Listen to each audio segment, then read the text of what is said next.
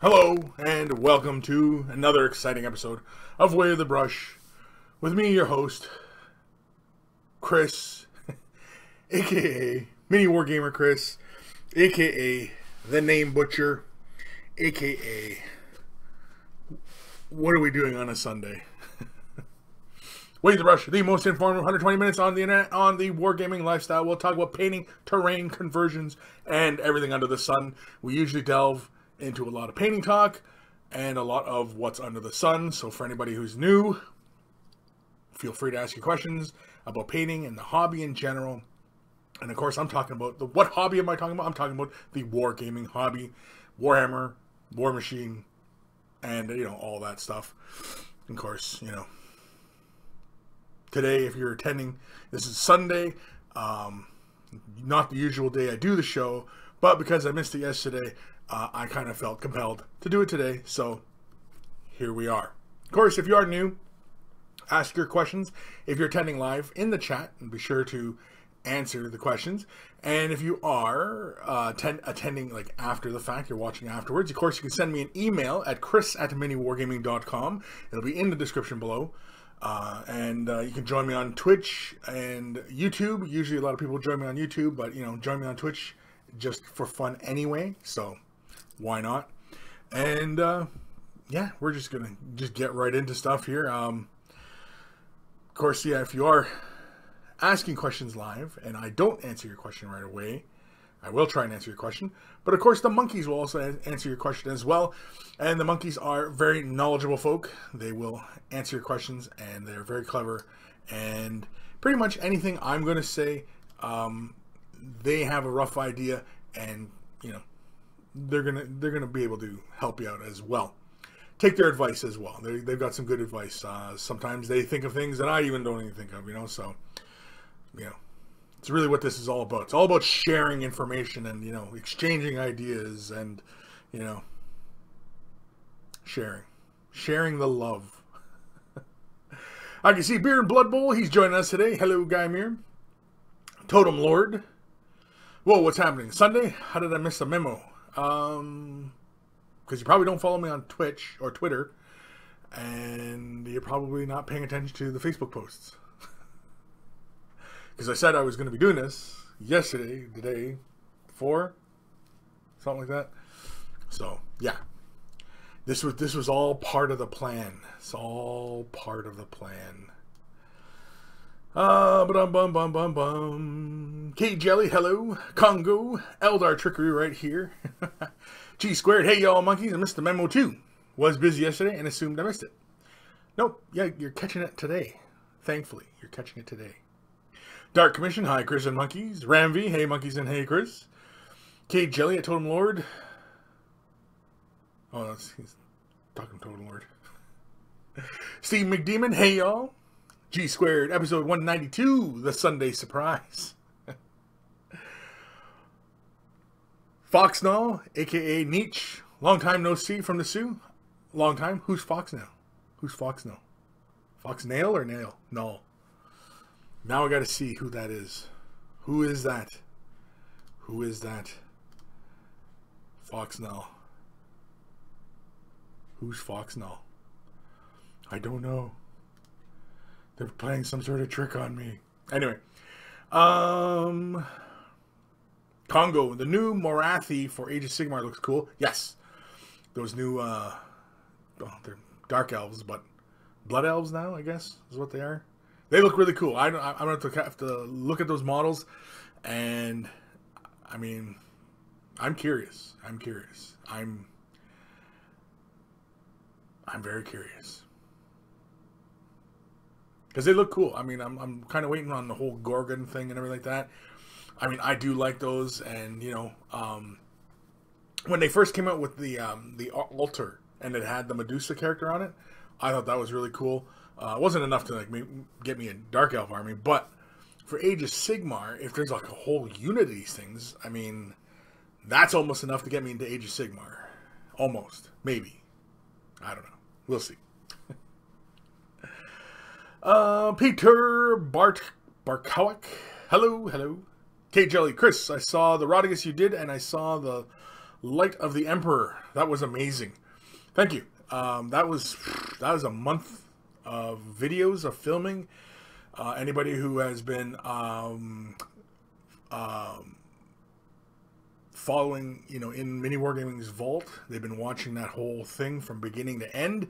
And this week will be the end of that series of videos. So it'll be like, I think 4 weeks of videos I've done on him. So if you want to know like pretty much every aspect of how I completed that model, yeah. So where is he?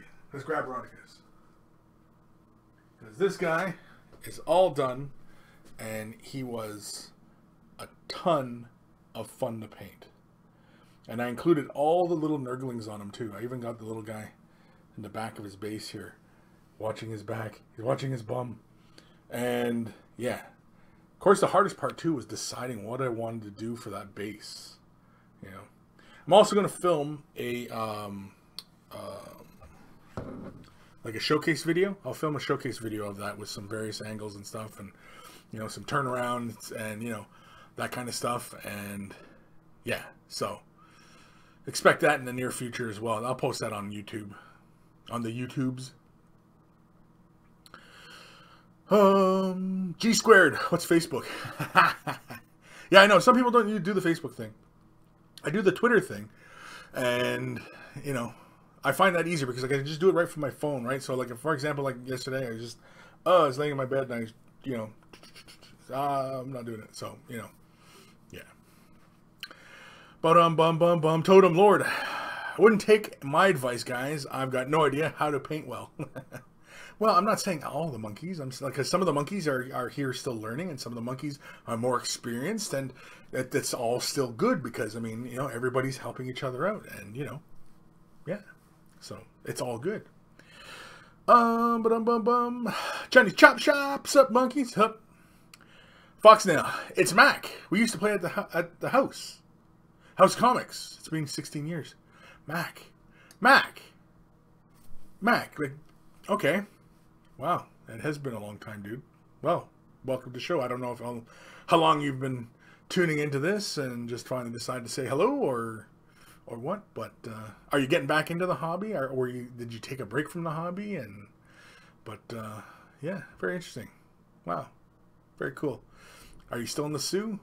You've been gaming with everybody at what the hell's the store called there now? It's over in Wellington Square. It's a really great place. Can't think of the name now. Crap. Sorry. Beer and Bubble, Chris. Can we do a permanent Sundays from now on and ditch Saturdays? Saturdays is just so last week. I have considered moving the date and time around for Way of the Brush. It's just Saturdays typically work out best. Sundays, although, would be I don't know. I think we might have to put that up for a vote. I think I have to put that up for a vote and see how the monkeys vote on that one, because, I mean, I do agree. Like, there's some stuff that comes up on Saturdays that, you know, I want to go to and attend to, or, you know, and check out, and, you know what I mean? And it probably would be easier on my schedule if I switch to Sundays, but oftentimes Sundays, I typically don't do anything. Sundays is my day of rest, and I like, it's not a religious thing. It's just, you know, it's a peace of mind kind of thing, and I don't do anything. I just sit, chill, watch Netflix, and you know what I mean, like, and so. But I mean, if everybody was like, yeah, let's move this to Sundays, then I might have to reconsider as well.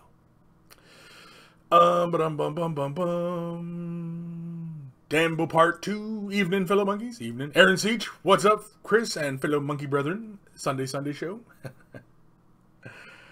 Hidden Out, gorgeously disgusting work, thank you. Beer and Blood Bowl, that Rodigus is beautiful, thank you. Johnny's Chop Shop at Chris, what does Retarder do for paint? Retarder, Now, there's two kinds of retarders you can end up getting for acrylic paints. One is a medium and one is an additive. Now, typically we often use retarder medium. Medium being it's a little bit got more body to it, and it's it's more goopy. It feels more like paint, and we add that to acrylic paint to slow the drying process down. That's it. That's all we use this stuff for. So that's all you want to use it for, is to slow the drying down. Why would you want to slow the drying down? Well, maybe because you're doing wet blending and you want longer working time with the color. Typically, that's why you want to use a retarder. Now, if you the difference between medium and additives tend to be a little bit waterier, and some additives that I played with can keep the paint wet for like a week, like oil paint. It'll stop the drying process essentially. So be mindful of that. Whereas most acrylic mediums, they don't keep it that long. They don't keep the working time that long. Now we're talking a lot longer than it normally is, because acrylic paint, it can dry like within minutes, and whereas with the retarder, it'll keep it working for say 30 minutes, which is much more longer, good English, and allows you more time to blend and and to play with the color more. And so yeah, that's really why you want to use a retarder for that.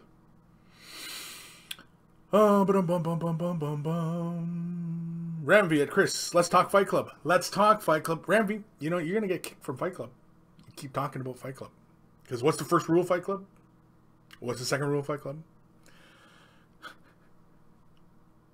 One of my favorite lines from Fight Club is when they're getting on the bus, like in the movie, and they're getting on the bus, and the quote is, self-improvement is masturbation, self-destruction. I really like that one. Anyway, it's really kind of finding out about yourself kind of thing, right? Through self-destruction. Dark Commission artist, Arfe, the only folk who can call rotten flesh and maggots beautiful. Aaron Seach, Rodigus, Adepticon, Golden Brush, just saying. I don't know if I'd take that, because I've already got a piece planned for, I'm planning to finish, hopefully, for the Golden, or Crystal Brush. I don't, and Rodigus would be the same category, so I doubt it. Of course, if I don't get my piece finished, maybe I will hand in Rodigus. I don't know. Because Rodigus, I did spend quite a bit of time, but even still, I don't know. I mean, I enjoyed him, and I worked pretty hard on him, but there's still way more stuff I could have done to him. Way more.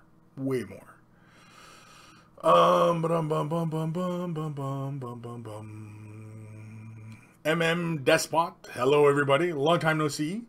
I'm glad to catch the stream on time. Well, welcome. Foxdale, back in after 14 years. Your vids made me want back in, playing at the Game Nook 2. That's it. There. Game Nook 2. Okay. Cool. Ebb and Flow, what's up everybody? John J, I didn't know. Might not want to screw with that Sunday Zen time. Yeah, well, I mean, like, because then Saturday might become more my Zen time, even though there might be, because oftentimes, like, there'll be, like, art shows, or flea markets, or, stuff like that, or something, maybe the wife wants to go for something on a Saturday, something like that, and it's usually Saturdays, and it's like, oh, well, I gotta do my show, and it's like, oh, I could always just do it Sunday, and, you know what I mean, like, I don't know, I'm usually pretty flexible about things, so, but I do like to be consistent, so if I change times, then it's got to be consistent. We got to say, well, okay, we're not doing Saturdays no more. We're doing the Sundays. But then if I know I'm going to miss a Sunday, then I might do it the Saturday. You know what I mean? So, like, yeah, I don't know. We'll see.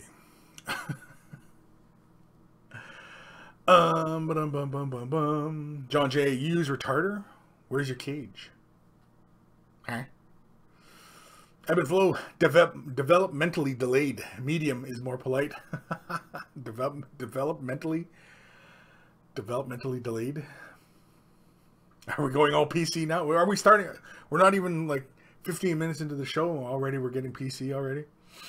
Hidden Doubt. I mostly use glycerin and distilled water as the paint retarder. It works very well. Maybe not optimal, but it's cheap to buy in large amounts. Interesting. Very, very interesting. I've never tried that. I mean, I can see the benefit, the glycerin, because I imagine you probably mix it in like probably less than a 1-to-1 mixture, glycerin to water. Essentially, it's almost like saliva at that point, right? Interesting. Because I know there's a lot of people who use saliva, and I think that's a really bad habit to be in, you know. But, yeah. Kurt Christian, there he is. Sunday stream, cool. Yeah, I might do a stream tomorrow too, because we got the day off tomorrow here in Canada. And so I might do something tomorrow, probably on Twitch. I don't know what, I have no idea, but I might do something. It all depends. It all depends what kind of mood I'm in. If I just kind of wake up and go, you know, screw it all, then I might just, you know, say screw it all. I don't know. Of course, but the thing is, though, is I have this bit that I want to work on for the crystal brush, and I'm keeping it relatively secret because I'm only sharing it really with the patrons of what I've been working on. And, you know, because I just don't want anybody getting the jump on me or imitating my composition or anything like that. So I want to keep it, you know, and I also want to keep, you know, it kind of low profile up until crystal brush, and, you know, they you know, start judging it kind of thing, right? If I can get it done on time. And we're down to the wire right now, and so I might end up just kind of like concentrating on it and just kind of, you know, putting everything else to the back burner. I don't know if I can. Full Metal Haggis. I like that name. Hi, Uber Monkey Lord Kris and fellow monkeys. Really confused to see the show live today. Yeah, well, because I missed it yesterday, and so we're doing it today. We might do something else tomorrow. Who knows? I don't know. I might do something later tonight. Who knows? Because I'm really not that busy today. It was pretty quiet today. K Jelly Kris, would you recommend, if we want to support you, give you the super chat, sub on Twitch, or Patreon? Really, anything and anything that is good for you. I mean, you know, buying the t-shirts supports. And of course, you know, I want everybody, and as a side note, everybody who's bought shirts, please send me pictures of yourselves in the shirts, because I want to put it on the monkey shrine, because I want to have a nice big monkey shrine with everybody in their shirts, and you know what I mean? It'd be lots of fun, and everybody gets to see themselves there, and you know, that, of course, you got to go to wayofthebrush.com to see that, but anyway. I mean, Patreon's a great way. Patreon's been really fantastic. Patreon, I only charge the patrons for each way the brush. So you'll see that there's other videos I create, but I don't charge for those. I just don't. I only charge for Way the Brush. So if you're only contributing, say, $1, and I do 4 Way the Brushes in the month, it's $4. You know what I mean? I'm not charging for every video I do. Mind you, I don't always put out videos. In the last couple months, I've been pretty consistent with doing about 2 videos a week, being either Way the Brush and then doing like a paint night, or doing a game night, or doing something silly, or, you know, whatever. But either way, the patrons, I consider their contributions just for Way the Brush, just to help this whole thing and make this production really good. And it's been fantastic, and the support has been great. And, you know, I mean, there's not a whole lot of people, but that's okay, because, you know, I'm fine with that. That's not really my goal here. My goal is to share information, but I also would like to have a nicer produced product as well. So again, the patrons help. So I think Patreon is probably the way I would like to see more support. And I've been trying to produce more stuff for the patrons that's more exclusive, so that joining and becoming a patron is much more, has a little bit more value to it. And so lately I've been producing some videos that have been only patron for their eyes only. And I did actually a live stream. I'm planning on doing 2 live streams a month for just the patrons. And so we just did one last Sunday, and that ended up being like a 3-hour video. And I didn't mean for it to run that long, but it did. And, you know, so, yeah. Patreon, sure. Fantastic. Twitch, sub, sure. Super chat, sure. Excuse me. Of course, I mean, I say it all the time, liking the video, thumbing up, commenting, sharing, all that stuff is great as well, and that helps as well. So, however you can contribute, and this goes for everybody, of course, however you can contribute is thanks, my thanks for helping and, spreading the word and, getting this out there. I don't know. But either way, I think Patreon is probably the better way to go. Sure. Hidden doubt. Maybe just use saliva for Nurgle and Slanesh models. Ebb and flow. Kris, you know me to be so super serious, right? Yeah, I know. You're straight. You're the straight arrow. It's just focused. Off. Sammy C. Hey, Kris. When did this start? Shoo. Didn't think you did anything Saturday, right? No, I didn't do a show Saturday. So, and I posted yesterday that because I didn't do the show yesterday, that I might do a stream today or Monday or both. So, and yeah, I'm doing it today. Of course, I didn't do it at noon like normally. It was kind of a little bit later because, again, it's Sunday. And, it's up in the air.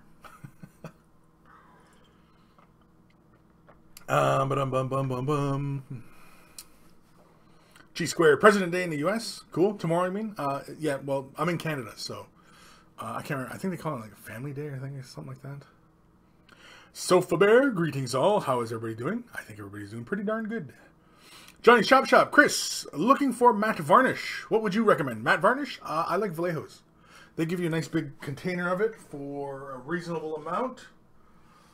Yep.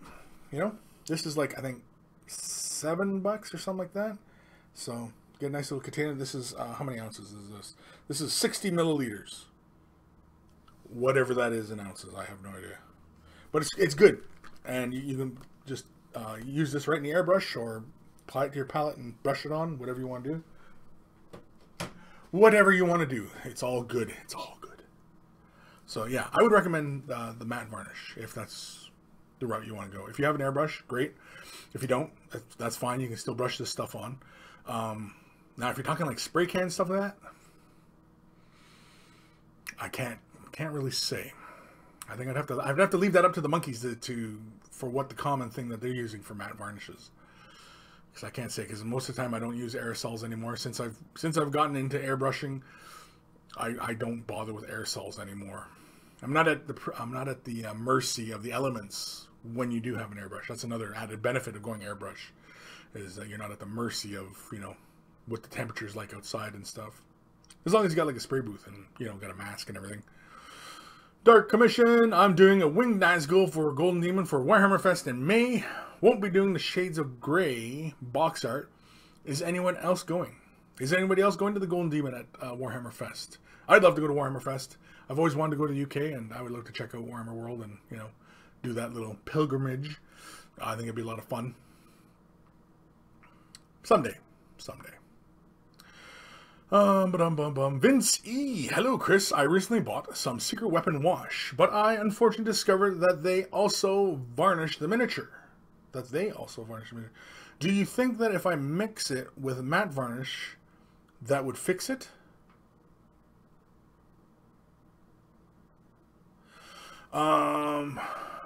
I've never used their wash before, but unfortunately I discovered they also varnish the miniature. Do you think that if you mix it with matte varnish, that would fix it? I'm not sure what exactly, Vince, is the problem, because I'm not sure what exactly Secret Weapon wash is. If it's an acrylic wash, or if it's like an oil-based, or even like a lacquer-based kind of wash that you can put onto the miniature. Because if they're varnishing the model beforehand, that almost says to me like it's an oil-based product or something like that. I mean, I'm sure it's probably acrylic-based, because I think all their stuff is acrylic-based. Because I know they got a really huge section of pigments. I don't know. I can't say. Unfortunately, I can't say, because... But, I mean, you should be fine just using the wash on the surface after sealing. Use the wash. wipe the excess away if that's what the technique calls for, like wiping the excess off the high points, stuff like that, so it sits in the recesses. You pull that off really fast, and then you seal it afterwards, and you can seal it with a gloss or matte, and that should be fine. So yeah, I'm sure you'll probably find applying the wash right on top of the varnish. Hopefully, Vince, that answers your question. If not, give me another kind of clarifying kind of like thing, like exactly what is exactly the problem. Aquamaster, hey. Kate Jelly, how is your shipping shirts to Europe? Okay, Chris, I will see you on Patreon. Awesome. The shirts to Europe, I think they're pretty comparable. The shipping comes out of the States. This is done through a third-party Spreadshirt, which we use like for mini wargaming and stuff like that. And so, like, I could produce the shirts myself, not to this technique, but a similar thing, which I just haven't had time to sit around and get to. But anyway. Yeah, so it's done through them, and there are royalties that come back to me, but a predominant amount of the shirt does go to Spreadshirt. But don't worry, there are a good deal of royalties that come back to me as well. So, buying from Spreadshirt, again, helps. So it's all good. It's all good. And of course, if you do get a shirt, take a selfie of you in the shirt and send it to me. Because I'll put it in the shrine. The shrine. You'll be enshrined within the shrine.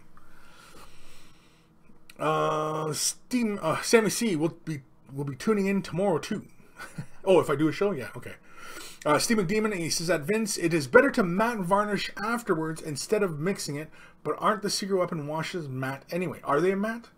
Okay, so if I'm getting this right, because I can't tell what the product is because I've never used it before. But if the technique calls for varnishing the model and then applying the shade wash, then you might remove some of it, say by Q-tip or something along those lines. You pull the high points off and then you seal it again, and that's typically. And then so you're most likely better off gloss sealing it really quickly, and then if you need to, give it a quick little matte sealant, just like one little layer, just matte, just knock that shine down, and you should be good. You should be good. Ramvi, I think you need more wax for your mustache, Chris. Oh, I need tons of wax for my mustache because I didn't get any. And so this is because it's Sunday, so this is relaxed. This is the relaxed look. This is me being relaxed. Beer and Blood Bowl. Oh, here's he's saying at K Jelly, make sure you order your shirt from the European website. He said he got raped, in caps, raped, by customs here in the UK for his shirt from the US. So go to spreadshirt.probably.co.uk or somewhere like that, and yeah, make sure you get your shirt from there. Good call. Thank you. Beer and Bubble, aka Guy Muir, aka Carl. John J. Chris, want your recommendation for colors to use for skin on my Khorne bloodbound army. For the Khorne dudes, I think basically working up from, say, Bugman's Glow up to about Cadian Flesh Tone with a nice shade wash of see, it's always a tough call to either go Reikland Flesh Shade or Eggrax. That one's kind of a tough call. But I wouldn't do a very heavily saturated, if you go with like Reikland or even Eggrax, I wouldn't go with a very heavily saturated look. I would go with like thinning the shade wash out just a little bit with some medium or just a bit of water and just apply it to the miniature. But yeah, I would start off with Bugman's Glow and then mix Cadian Flesh Tone in it and 1-to-1, do a highlight, then, do another highlight of Cadian Flesh Tone, and then maybe just a little bit of Kislev Flesh mixed into Cadian Flesh Tone, like a 1-to-1 of that as a final highlight. Not to bring the skin tones too bright, but then if you want to bring them fairly bright, then start off with Cadian Flesh Tone as the base color. Take Bugman's Glow, thin that down into a shade wash, use that as a shade wash, and then highlight with Kislev Flesh. You can mix it or just use it straight out, whichever is easier for you. And then, yeah, you can also go that route too. many different ways. It's really kind of, how do you imagine? Do you imagine with darker skin tones or lighter skin tones? It's really, how do you imagine them? It's up to you, really, as to how you want to do it. Cake jelly at Beer and Blood Bowl. Yeah, sometimes costs more than the product here in Norway. Yeah, so look for your best shipping options. Aaron Seach, Vallejo matte varnish and an airbrush. I still thin a tad. Seems to flow better through the airbrush. There we go. I've used it in both. I typically don't thin it out though. But I mean, if you find thinning it out helps and helps with your control, by all means. There's no harm in thinning it out. Just be mindful that anything kind of, if you over thin, that it becomes more watery and can cause more spidering and stuff like that. So just be mindful of that.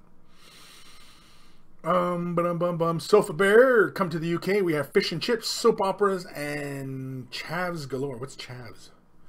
That's about it. Actually, don't come. Oh, and don't forget the rain. Yeah, it's Dan Beaupart. Dan Beaupart. Ramvi, I got a Way of the Rush shirt. I live in Norway. No problem with the shipping. Okay. Aaron Seach at Steve McDemon. Yeah, it's about right. I use about 2 drops of Hobby Lobby airbrush cleaner to thin it. Okay. Alucard 869. Hey y'all, sorry I'm late. Kris, I sent you an email. Cool. Awesome. Like just now you sent me an email?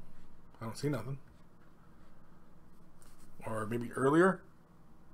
Oh, speaking of emails, we probably should get to some emails because I'm getting a little bit behind, I think.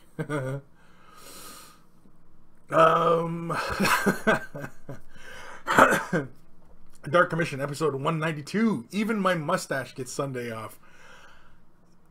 I like it. I'm using it. Dark Commission, you win the prize today. What's the prize? No idea. Yeah. Oh yeah, there we go. So Twitch, even on Sundays, my mustache gets Sunday off. I like it. That's a good one. That's funny. It's funny, and it's a clean one too. I can use that. It's clean. It's not our usual raunchy kind of comments we usually throw around here.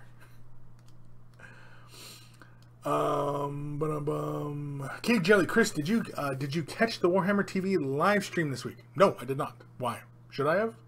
What was it? Don't know. Alucard, I just got done moving, so Skynet is back online. Woo. Woo. Full Metal Haggis, enjoyed the Chug-a-Mug video? Whose idea was it, and what fun theme would you do for behind-the-scenes vid? Oh, geez, I don't know. The behind-the-scenes, man, that's just everybody's natural reactions to just drinking that crap. That first video, I got lucky because I kind of had an idea on who said the quote, and it was like, it was ages ago that video. It was like Luca's first video that he did by himself. And because at first I thought it was Cullen that had said it, and that's why in the video I was like, oh, okay, and then I was like, oh wait, he's not there, because I thought it was Cullen who said it, and then I was just trying to remember the story, and it was Cullen and Luca, and so I said, okay, it's got to be Luca, and so I grabbed it, and I was right. The next part is going to be, it's going to be sad. Oh man, but it was fun though. It was fun, and I think Steve had a lot of fun filming those and making that, especially since Steve, he's kind of been the butt of these kind of food videos where he's constantly throwing up in them, and we're all laughing at Steve throwing up, and and so it's kind of his way of getting everybody back, kind of thing. I think, which is fine, and it's all good fun, and so yeah, I think that's what it is. It's Steve's payback. Vince E, pardon my weak English. No worries. The secret weapon wash are efficient and does well in the recesses, but once it dries, it leaves a shiny surface where you apply it. Okay, then I would, if it dries a little bit shiny, that's not a problem, right? So if you got the paint on the model, and then you have to do, if they call like for using their product and they say you do a varnish, then varnish the surface, lay the wash down. If it dries shiny, and I would always, whenever doing like layered varnishes, like when you got to varnish between phases, I often recommend using gloss varnish because it keeps the color vibrant. It doesn't knock any of the effects down or anything like that. And oftentimes with matte varnish, if it starts to build up, it gets really, really cloudy looking on the model, and you don't want that. Whereas gloss always will just give it a slick look, right? So you apply the gloss, then you hit your shade wash with it. Okay, then it's all a little bit shiny, so then you hit it again with a thin layer of gloss, and then give it a layer of matte and knock everything down. And that should be good. So when you're doing multiple varnishing steps like that, just to kind of block colors off, which is often what a lot of painters will do. I've done it many times for different models. I mean, even Rodriguez. Rodriguez was varnished a couple times. A few times, I think. I can't remember. Anyway, so yeah, you can always hit it with a matte afterwards and you'll be fine. All right, let's do an email. Headphones? Do I even have my oh, you know what? I don't even have it set up here. Hold on. I need to get it set up here. Stupid me. I didn't even get it set up. I was in such a rush getting this all. I had plenty of time because I got everything started today, way ahead for 3 o'clock for the start of the show, and I didn't even get this thing ready. Bad me. Come on. Where's my preview? Where is my preview? Okay. Alrighty, so headphones.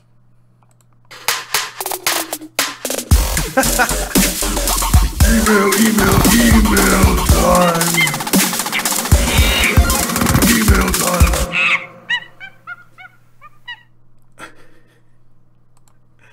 And of course, we always thank Guymere Alfer, aka Carl, aka Beer and Blood Bowl, for the email jingles that we all love and listen to and laugh and smile.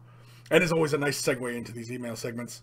And so I always thank Carl for his efforts, for taking the time to make those little jingles for us. This is from Jacob. Hello, Monkey King. My question is, can you apply decals or decals to unpainted models? So, for example, on larger models with larger decals where a decal can cover a whole panel, can you put a decal on the surface of an unpainted model?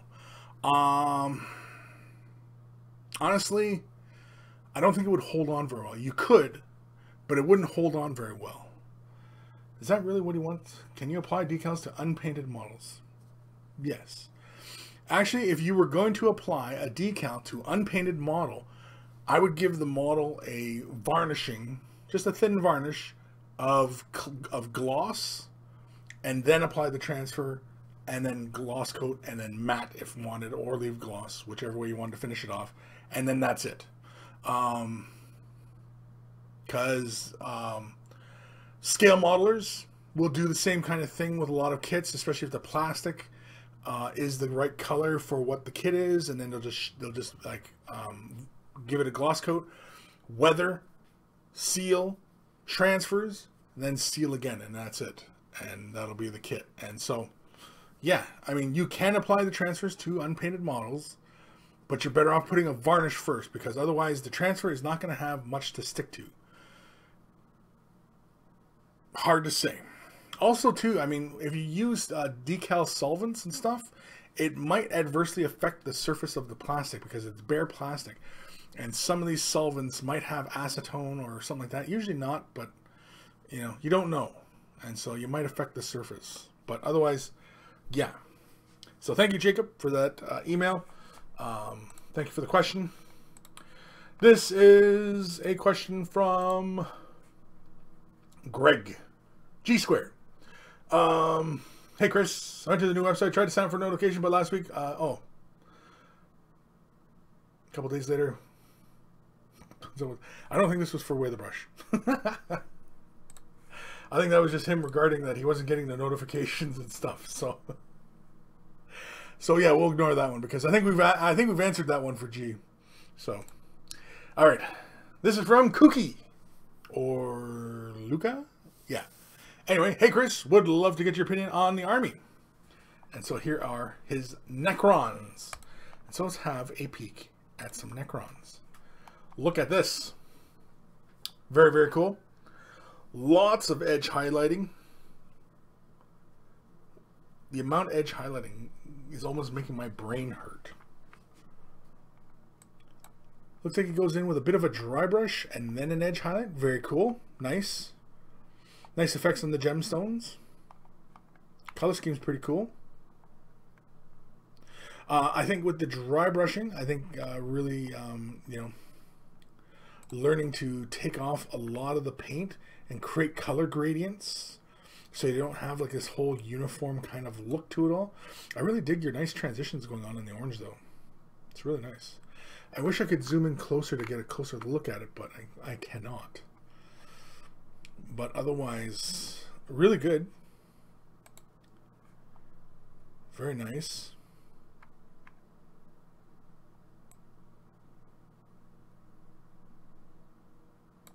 I like the work on the crystal there.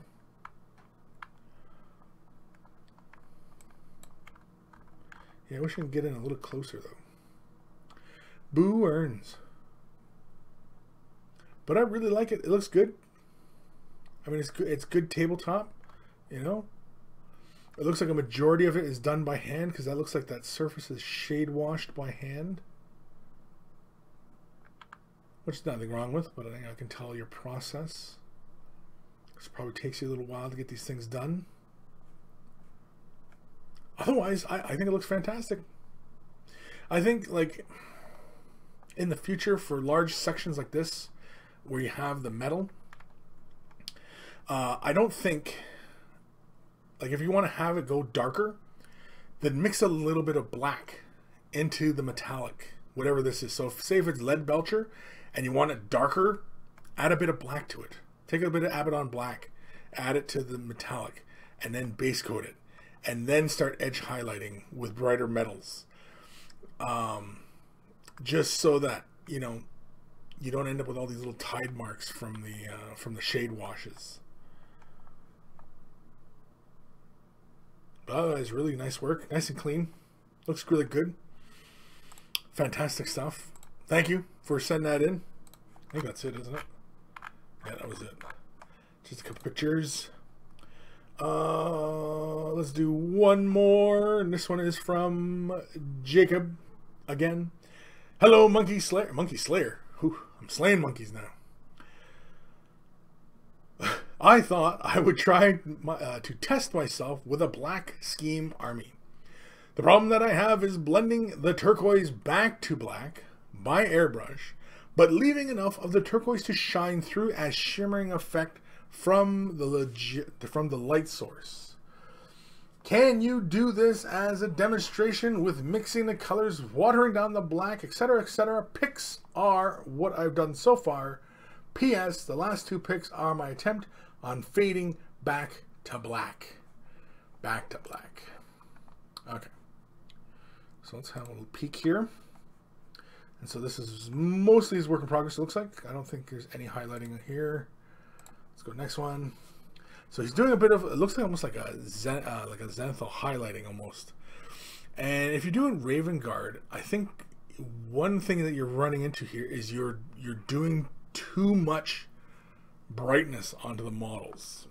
I think that's where you might be having trouble. And I think that's why you're struggling to push it back to black. Yeah. Nice models though.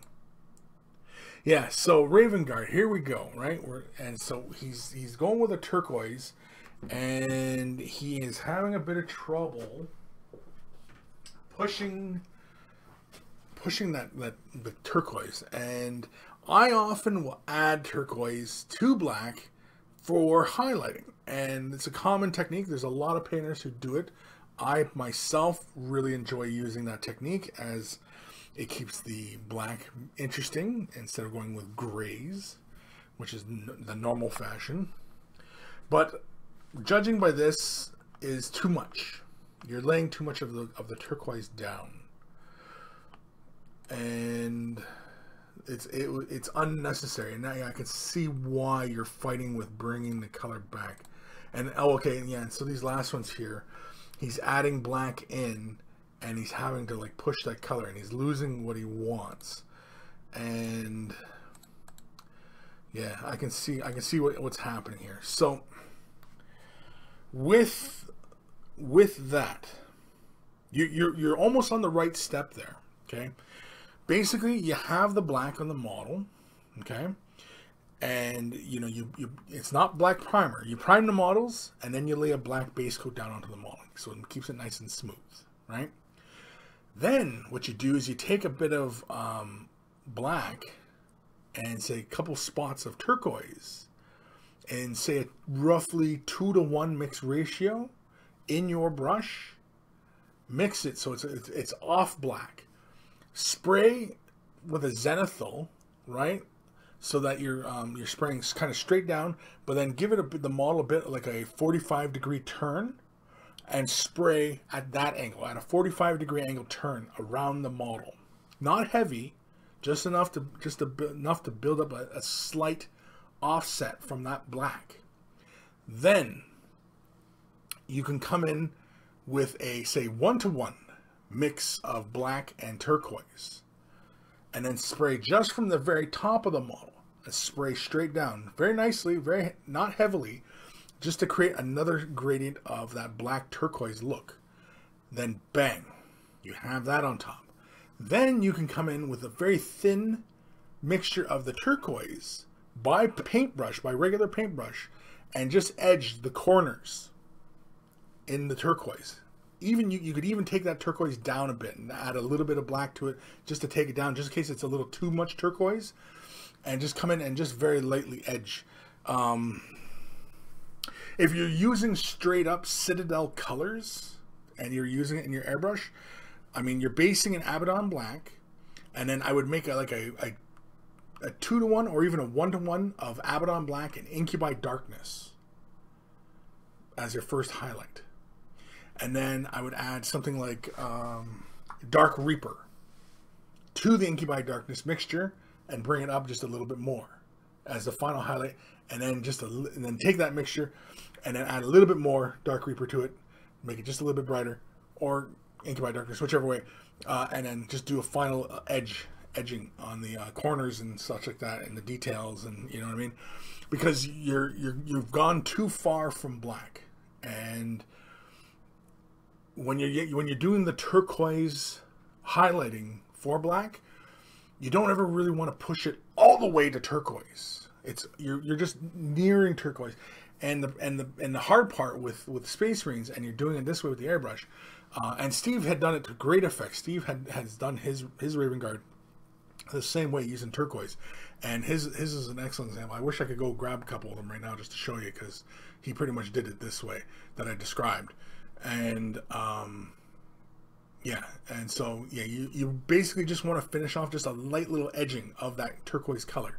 Really, you're just looking to offset that black a little bit with the turquoise by adding it into the paint, and then, you know, bringing up to that color. So hopefully that answers your question. Hopefully that helps. Thank you, Jacob, for sending that in. I have videos on highlighting black with turquoise, but I don't know if I've shown it with airbrush. Do I have a Raven Guard model here? Hold on, let me see. Sorry if I'm out of frame here for a moment, folks. Just looking for a Raven Guard model. What's this? This is a Dark Angel, but I'm pretty sure, yeah. And he is just a turquoise. And see, the trick is you don't want to take the black away. Like, here, let me dust this off real fast. He's all dusty.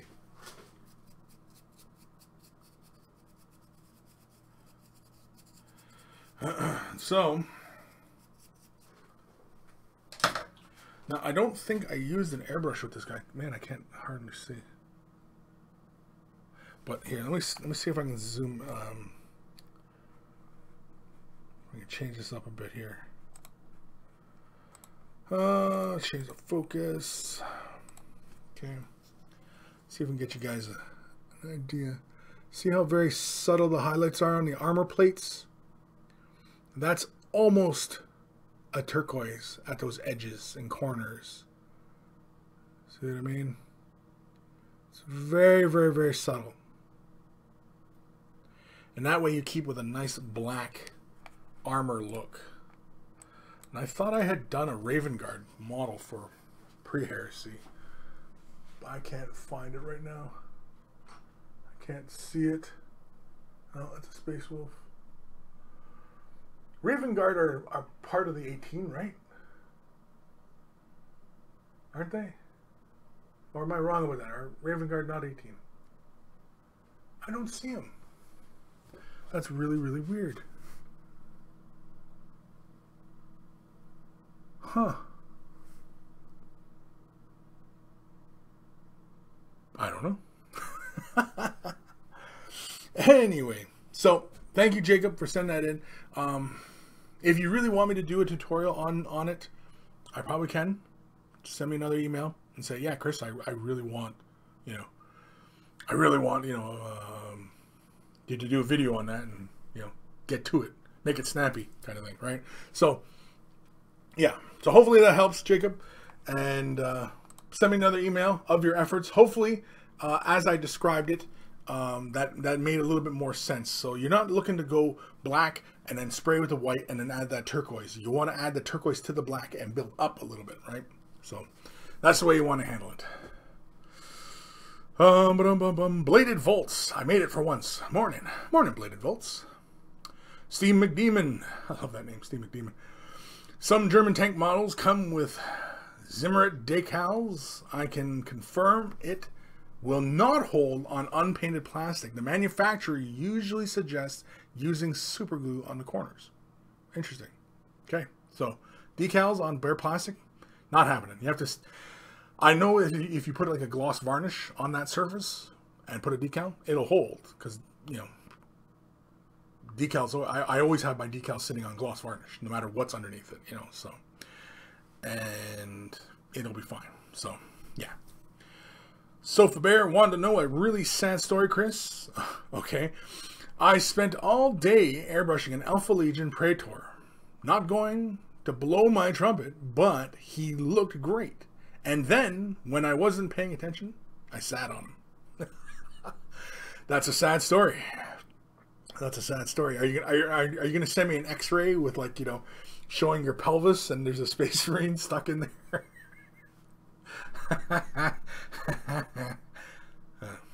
Anyway. Kate Jelly.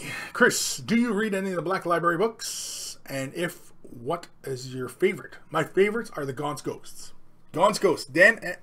Man, I'll read anything by Dan Abnett. I'll read anything by Dan Abnett. He's like probably my favorite Black Library artist, author, and artist. And yeah, Gaunt's Ghosts is my favorite. I do enjoy the 13th Legion. Those are fun. They're good. The writing, it's Gav Thorpe. The writing, you know, it's Gav Thorpe. But Dan Abnett. For my money, it's Dan Abnett. Titanicus was a fantastic one. The Gaunt's Ghost series is great. I've just started Horse Heresy, and it's so far really good. I'm on the first book, Horse Rising. Yeah, Dan Abnett. It's all Dan. It's Dabnett. Dabnett. It's Dan Abnett all day long. Ebb and flow. Evan of Bedlam. dude. Evan of Bedlam. That's my brother. Not like, you know, a euphemism for anything. He's legit my brother. So, yeah, he's joining us over on Twitch. So he's chilling out, I assume, on a nice Sunday. Doesn't have to work today, probably. I don't know. Or maybe just get home from work. I don't know. But either way, welcome, bro. I don't know if you've ever watched my program, but this is it. This half-assery is what people tune in for.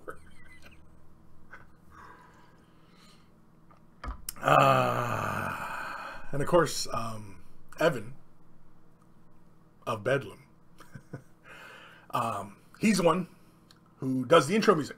He plays the boom, boom, boom, boom, boom. He's doing the whole bass and guitar through it. And, you know, yeah. Evan, first time. Is your first time, really? Like, I've been doing this show for, like, 4 years. Have I been doing this 4 years? 2013. Holy fritz, that's almost 5. We're going on 5 years. I've been doing this program. No, that can't be right. I think that's right. Damn. Anyway. This is the first time you've been tuning in to my show? Really? Really? Anyway. Yeah, so, yeah, he's over on Twitch.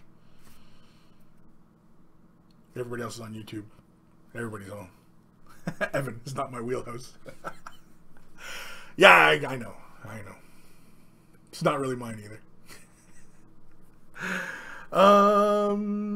Where am I?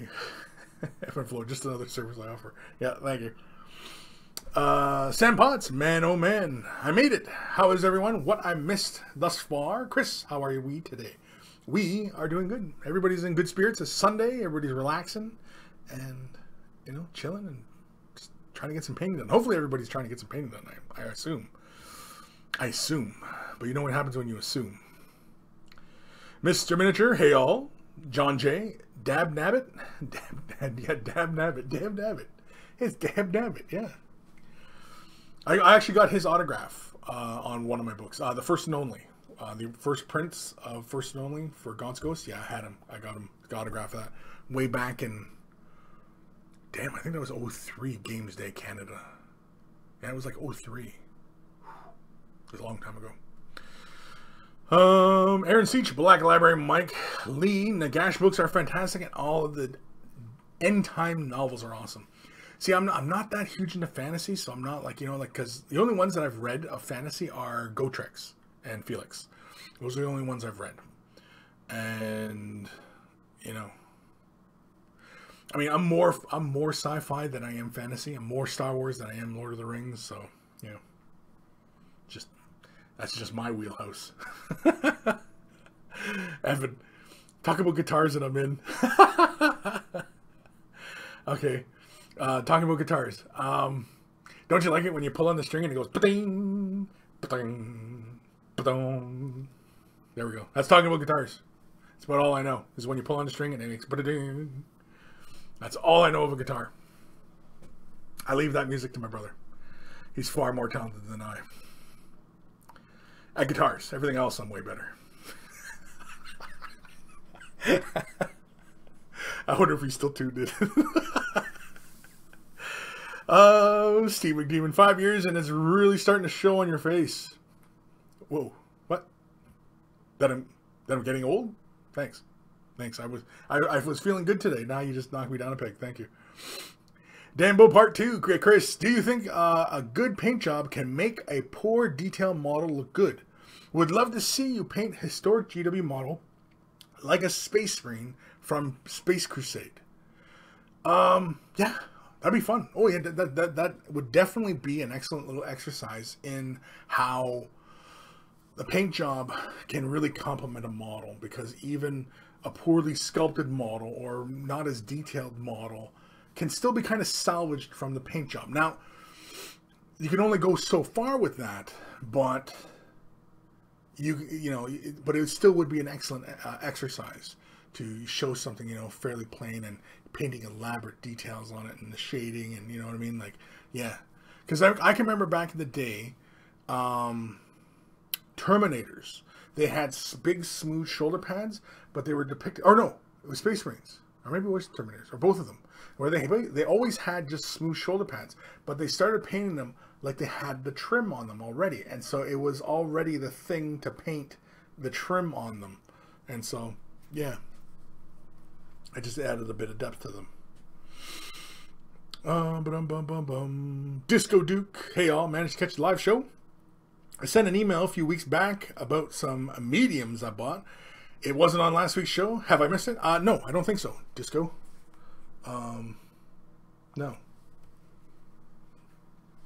I don't, honestly, I don't know. What was your email about? Because I'm sure your I don't think your handle was Disco, was it? I don't know. Maybe it was. Vasilis Mavrogeorgis. Man, that's a mouthful. Hello all. Took me longer to read the name than to say his chat.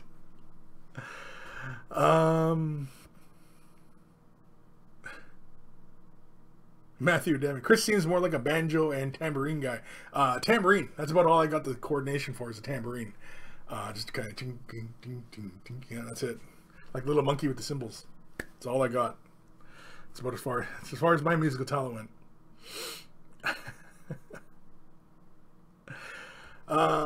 Sam Potts plays 6-string Benez basses. Cool. Peter, there must be some cool minis with guitars. Yeah, the old Noise Marines used to actually have guitars with little bolt guns attached to them. They're rocking out, yeah. And then Goth Rockers, the Orcs, they had, guitars and stuff, yeah. Games Workshop was very metal back in the day. There was a lot of metal. It didn't influence my metal, but they were influenced by metal. Actually, they had a lot of death metal influences. And Bolt Thrower was a death metal band from back in the day. And it was actually really good. Fourth Crusade is one of my favorites of theirs. Anyway. David Bosch. Hey, Kris. Painting the Reavers from the Island of Blood. Still the first edition. Wow. So then those are some older sculpts as well, right? Definitely. Vince E., thank you for the previous answer. Next question. Do you think it's possible to do a dry brush with Minotaur paints, or do you think they are too liquidy? No. You can do a dry brush with any paint. Dry brushing is the technique. And dry brushing is the process of dipping it into the paint, having like a rag or paper towel or something like that, wiping the excess paint away from the bristles, very lightly catching just the edges of the surface of a miniature, and allowing that pigment to collect on that surface. That's it. It doesn't matter how thin or thick the paint is, although if the paint is quite like highly pigmented, say for example, well, I guess airbrush paint is really highly pigmented because you thin it out and it still goes on like in one shot, right? So yeah. Could you take, say, ink and dry brush it? I don't know. I've never done it. But in theory, you should. In theory. In theory, communism works. In theory. Matthew Adami. Kris, if I gave you Dragon Strike Mini to paint, would you? I'm not sure what Dragon Strike Minis are, but if you want to send me a mini to paint, sure. I'll give it a shot. They're really poorly cast plastic figures. Oh, I don't know. Maybe as a test, just to show, sure. Sure, send one. Why not?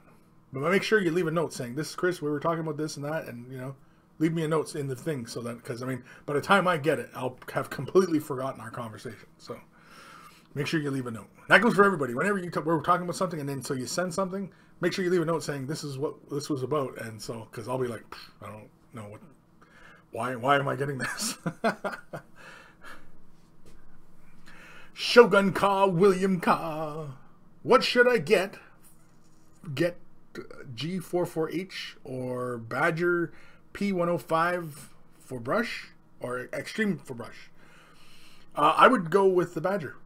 Patriot Extreme. I would go with that. And not because Mini Wargaming is supported by Badger, but because I really enjoy Badger products and they support us. No, but I've been using airbrushing for many years now. Not many years. 5, 6, 7 years. I don't know. It's really not that long. And I prefer Badger. I mean, the boys use Awada and Pache, and I mean, like, I don't really see a big difference in them. Yeah, the bodies are a little bit fancier in some and everything, but I mean, they all still work the same. The principles are all still the same. You know, the needles are still the same. I mean, like, as long as you take care of the brush, it'll be fine. You know what I mean? Like, as long as you clean it, you know. Those guys in the other office, they're constantly having trouble with the airbrush because there's a whole bunch of them, and they don't take care of the damn thing, so it's constantly having problems. My brushes, man, this brush here, this is the Patriot 10, yeah, this is the Patriot 105, and this is the first brush Badger sent when they agreed to start sending us stuff. This was like, I don't know, 5-6 years ago, and look at this thing. This thing, it's a little dirty, but I take care of it. I clean it, right? Look at the end of the nozzle. You can see. Look inside the cup. See? Of course, too, I have the high roller trigger on it, which is fantastic. So comfortable. The Patriot Extreme already comes with this, so I had to put it on mine. But yeah, so as long as you take care of your brush, it'll take care of you. It sounds rather cliche, I know, but if you want to enjoy this hobby and, you know, stick with it for a long time and, you know, get good at it, yeah, you got to take care of your equipment. Aaron Siege says the Patriot 105, hands down, love it. See, there you go. John J says Badger Patriot 105 Extreme, it's fantastic. See?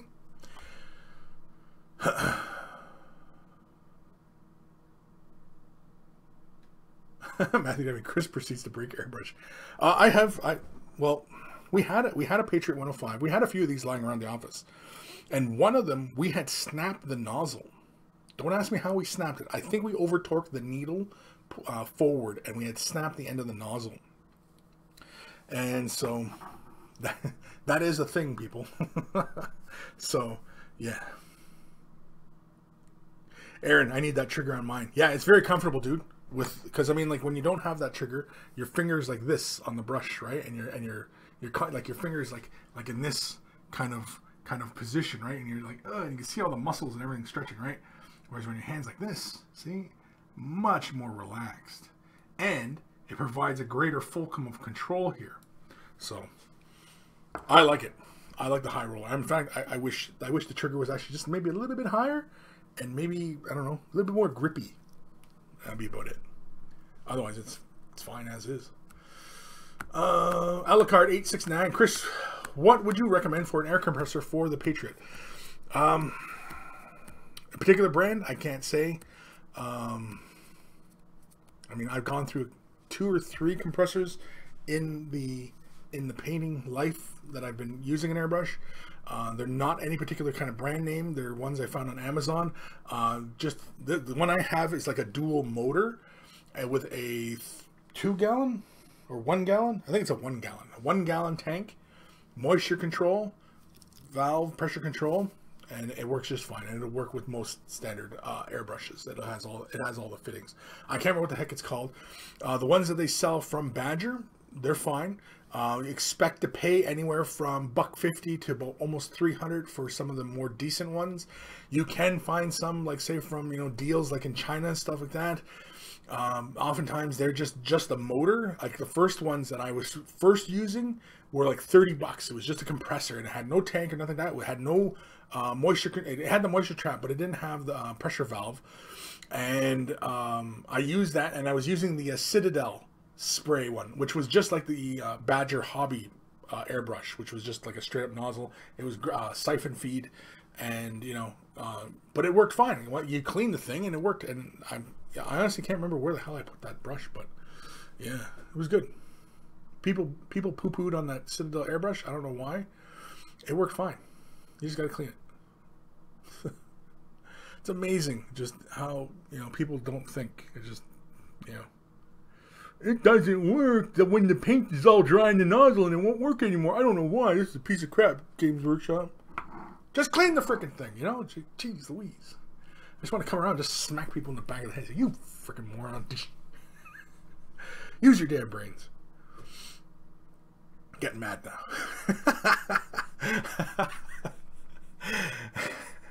when I'm thinking of people misusing their equipment, because I mean, like, you know, like these things are not cheap. You know what I mean? And like, you take care of your equipment. Oh, I love a peep. That's just the nozzle cover a little loose. Anyway.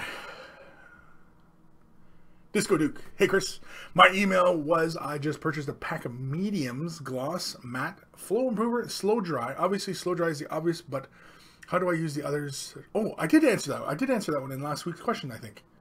We talked about the mediums and how because your main question was about the flow improver, right? And you were wondering about the other mediums. I did talk about that. I think I did talk about that last week. Because I remember talking at length about that. Somehow.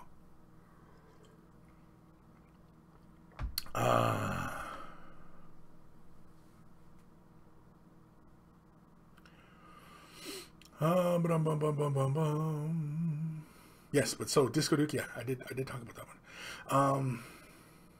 Dark Commission. The Badger has anti-pulsation 3-liter tank. Yeah, that's about a gallon. And with the tank, it's always better because you get consistent pressure. Right now I'm currently have a compressor that has dual motors, and so it's not on half as long. So like when it fills up the tank, it just brrr, and it's done.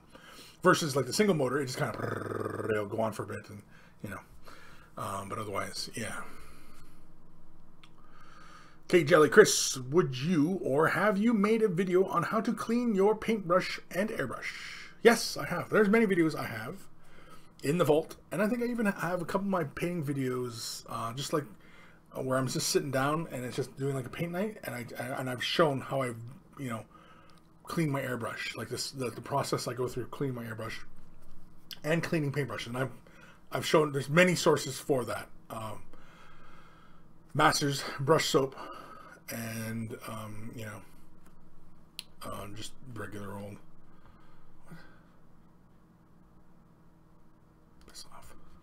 Sorry, updates.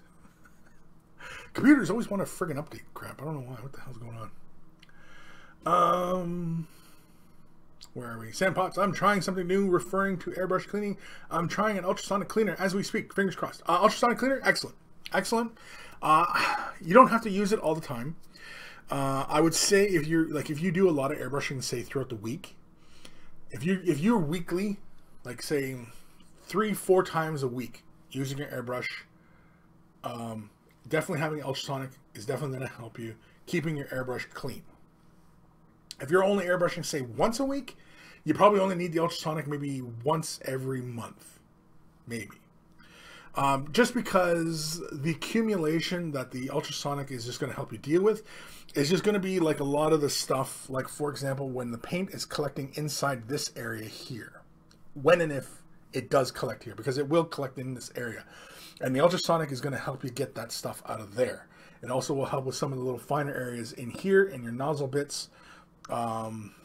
You really don't need your spring assembly in there unless of course you got paint up on it. Of course the tail end you don't really need, but like this really, whenever I throw this into the ultrasonic, it's just the end nozzle bits. I take them off, throw them in. The trigger I don't bother because it could be just wiped. The little spring part here and this assembly here I don't bother, but the rest of this gets chucked into the ultrasonic, and that's it. And it just, you know, knocks those little parts clean, and yeah. But yeah, ultrasonic cleaner is very handy. Does everybody need one? Yes and no. I mean, if you're pretty religious in cleaning your airbrush to begin with, the accumulation won't be as bad. Honestly, I think it's been months since I've thrown this into an ultrasonic, and this works just fine for me. The action's still smooth and everything like that, and so yeah.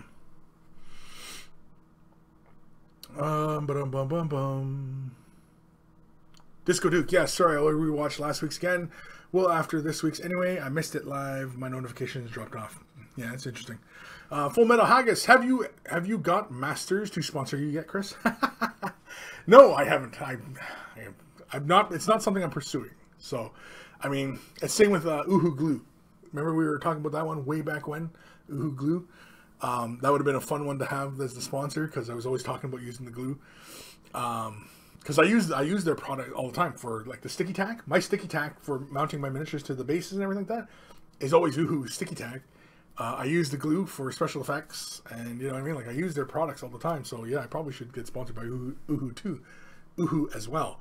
And yeah, Masters brush soap. Yeah, I should. I see again. It goes back to that kind of thing where I don't know. Karma. It's karma. Do I really need these things? Do I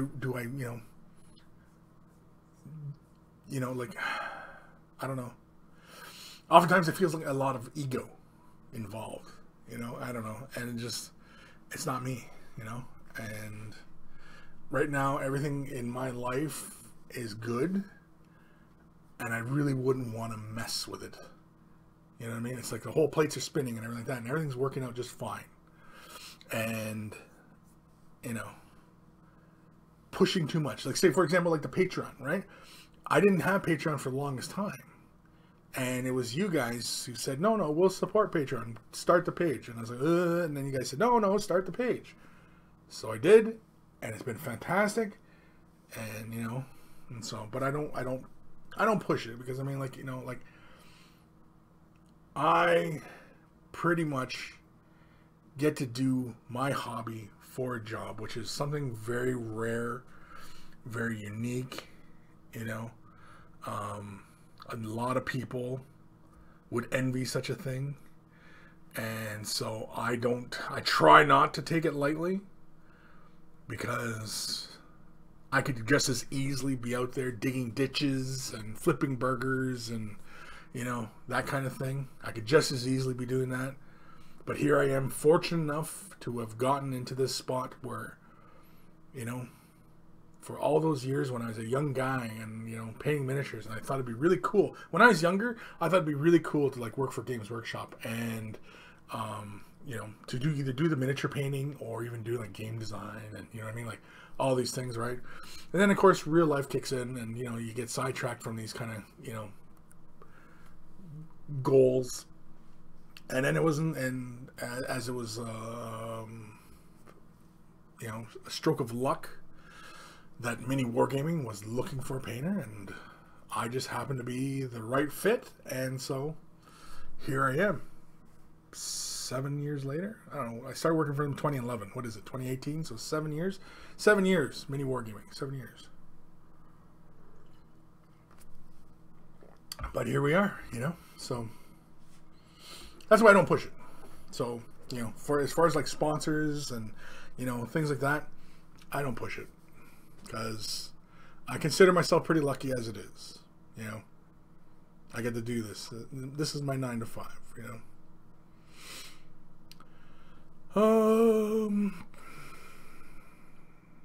Where are we?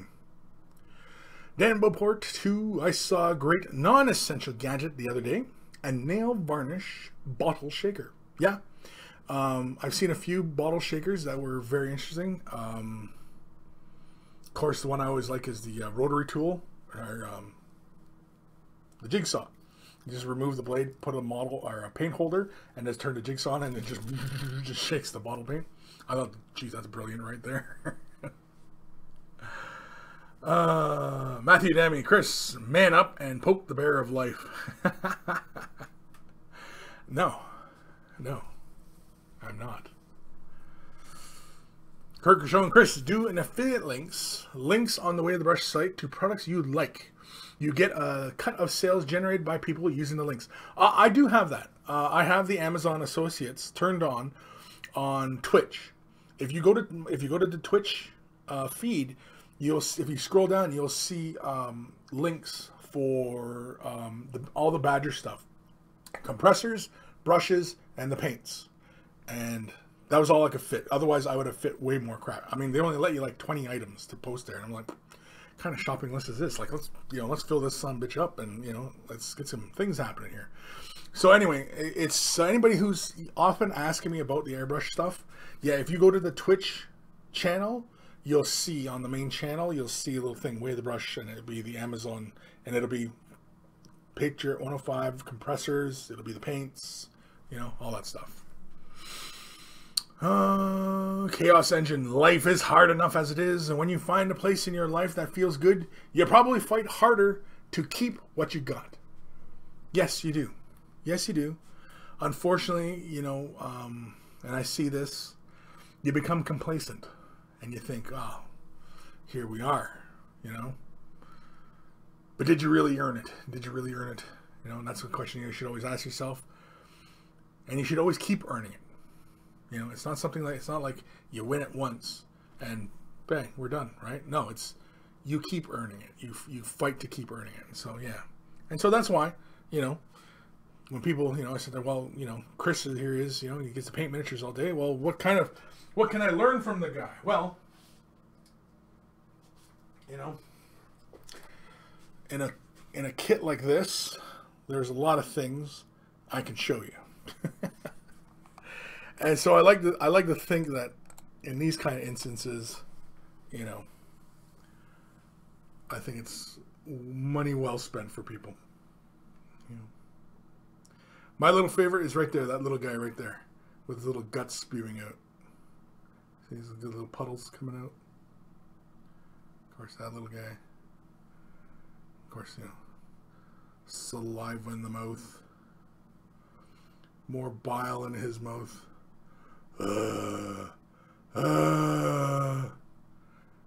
He's got all the little nurglings on him. That's my favorite nurgling right there. The sensor bearer. He's just too darn cute. So anyway, yeah. Rodigus. My favorite. So, time we got here. What time did I start this? I don't even know.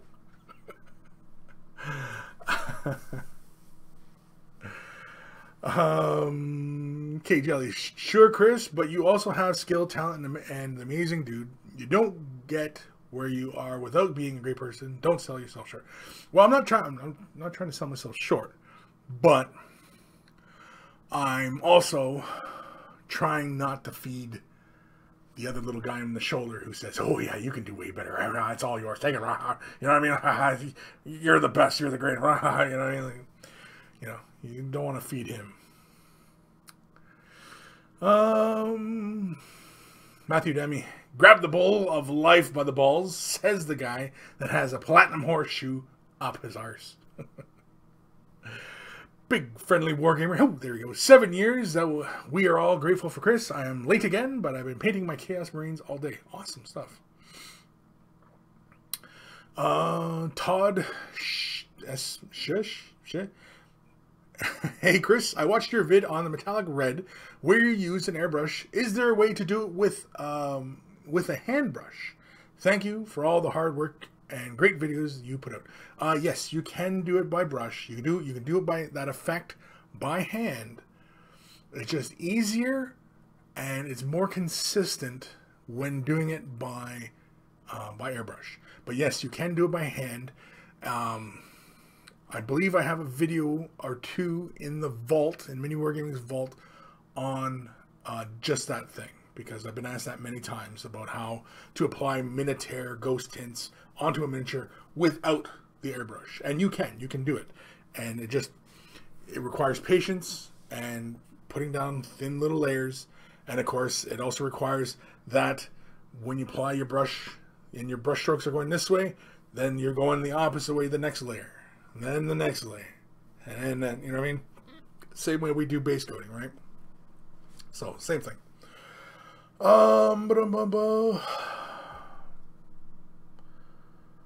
Sam Potts at Kris. What would you charge for a piece such as Rodigus? Oh, man.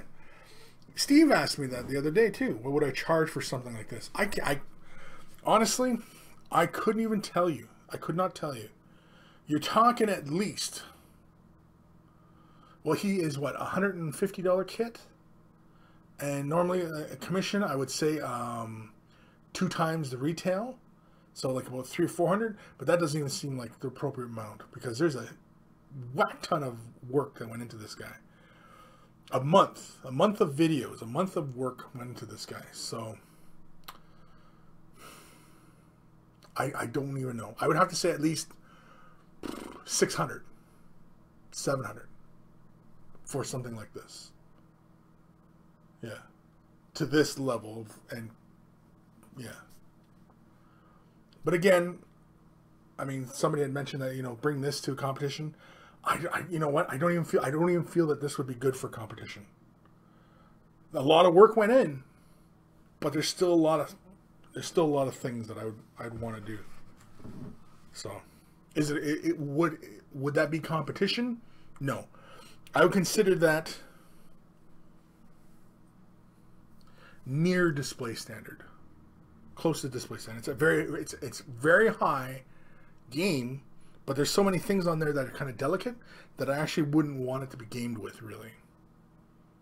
So, yeah. But anyway. So I honestly, I couldn't tell you. I have no idea. Probably more than some people would want to pay. Pirate Captain Daniel, third time lucky. Kris, in your Wraith Lord video, you did an amazing metallic red. What colors would you use to get the same effect for a green and a purple? The Wraith Lord? Okay, well, for the red, it was simply, I believe it was Angron red, wasn't it? For the Wraith Lord? Didn't I use Angron red? Okay, well, there's three clear colors that I've tried, used, and love. Minotaur's Ghost Tints, fantastic stuff. And they have a wide array of clear colors. They're called Ghost Tints.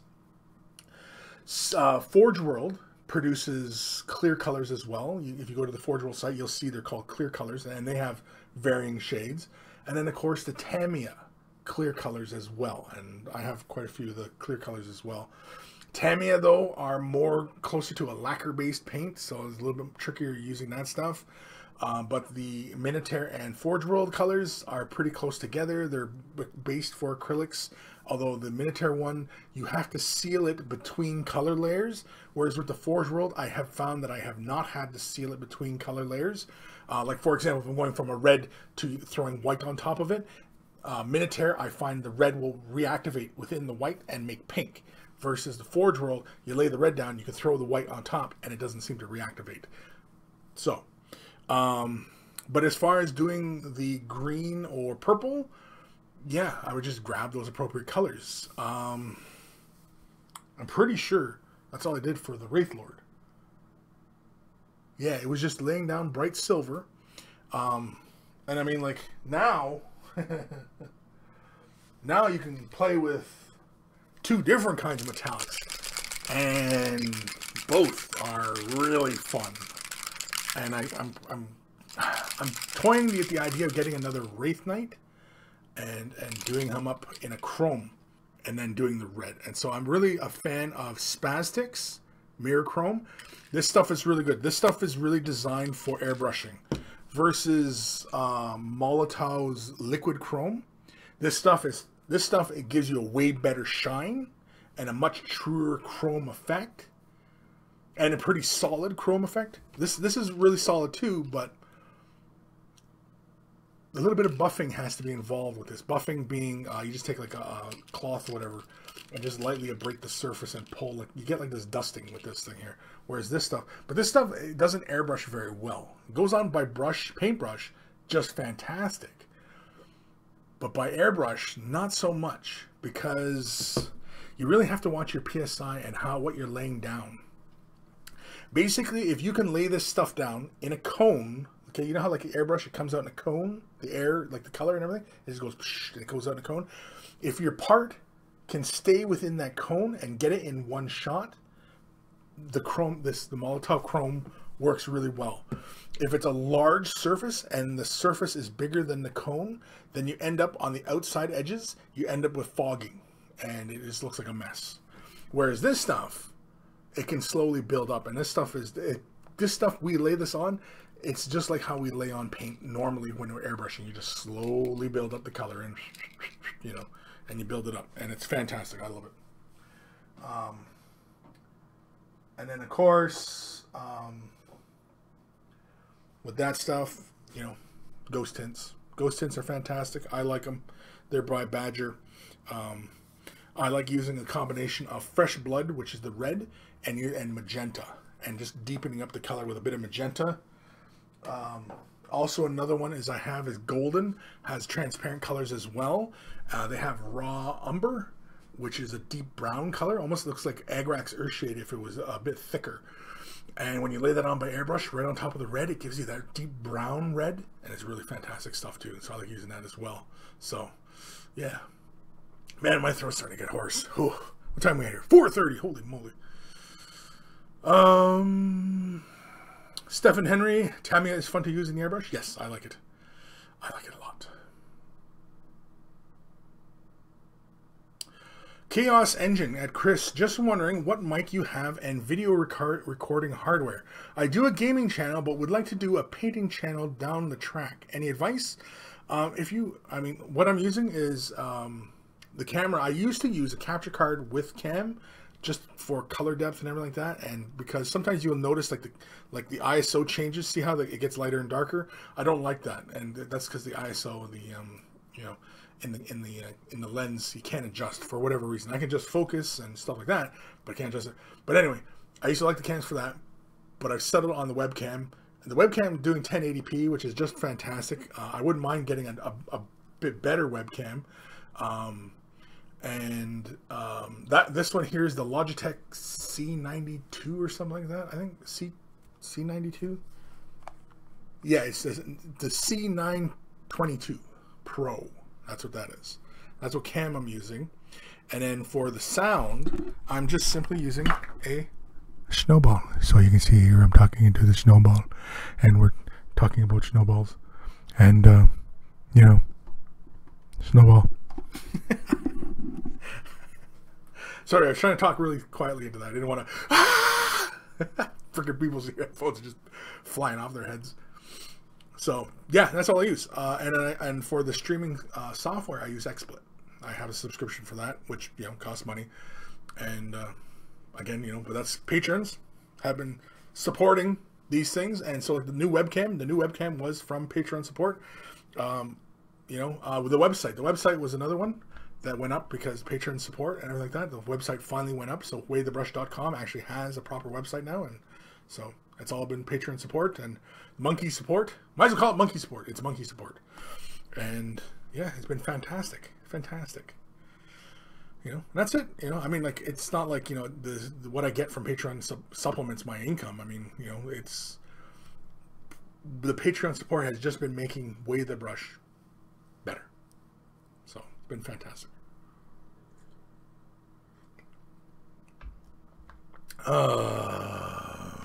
Be Radical. Kris, hey, only just got home, just joined late, but I posted an email my pick for the Monkey Shrine, and I did see it, and awesome. And we might have to jump ahead before the end of the show just because, I do want to show everybody your mug. It's fantastic, though. It's fantastic. We'll save that for near the end of the show, yeah. But yeah, Be Radical, I did get it. Steve McDemon, a friend of mine, once bought some models off eBay to strip and repaint, and they were painted in latex wall paint. Not even kidding. Yeah, I've seen that. I've seen it. I've seen some where they even use like regular testers enamel right onto the bare metal, and that paint was like on the model. Like we had to sandblast it off or something. It's ridiculous. But yeah, I've seen latex wall paint on ventures.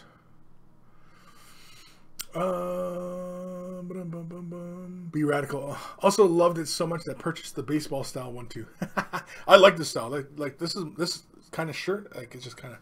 It's just my kind of vibe. It has a bit of a sporty kind of look, but still kind of geek, and Plus too, I used to have an Iron Maiden shirt that was just like this. I used to say Iron Maiden down the arm like that, and it was the Power Slave tour. Anyway.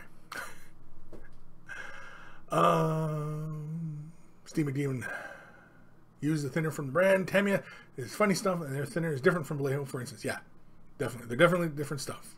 Tamiya is not the same as Vallejo. Tamiya is more in line with Humbrol and what's the other lacquer based? other lacquer-based paints, like testers. Call them lacquer-based, but really it's enamels and stuff, right? Like nail polish. Dark Commission can't find Way of the Brush shirt on the UK Spreadshirt site. Can only find the link on your site. Maybe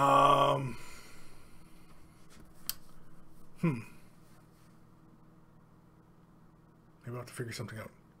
I mean, once you go through the sale process, it might, like, you know, don't confirm anything yet, but, like, see if you can switch anything from when you're ordering, and then, like, when you go through this, the hell's it called? The shopping cart. You know, see if we can change it there. I don't know.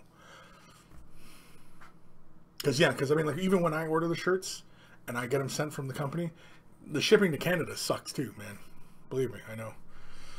Shipping anything to Canada blows. It blows. It sucks. Canada's shipping is ridiculous. Pierre-Luc, up the irons. Up the irons. What does that mean, up the irons? Like I should hit the iron? Why am I looking a little droopy? I might be, I don't know. Let's do another email. Headphones. email time. Big email time.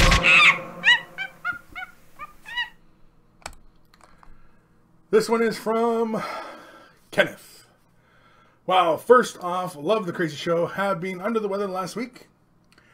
So I watched like 5 of them during that time. Laugh and learn would be cool to add to your title page. Anyway, thought this might help with the question of gloss wash. Oh yeah, a few weeks back we were talking about gloss washes and such. Luke over at YouTube channel there and uses inks and Pledge Floor Shine to make theirs.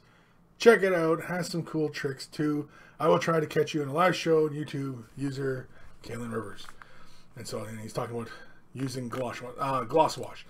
Now, we got onto that topic a while back. Basically, we were talking about using inks, and then, of course, like taking the shade washes and making them like a gloss. Because the gloss shade wash, like if you've ever used Nuln Oil has 2 versions. It has a shade, or a matte, and a gloss. The gloss is really great on top of metallics because it doesn't kill the metallic shine.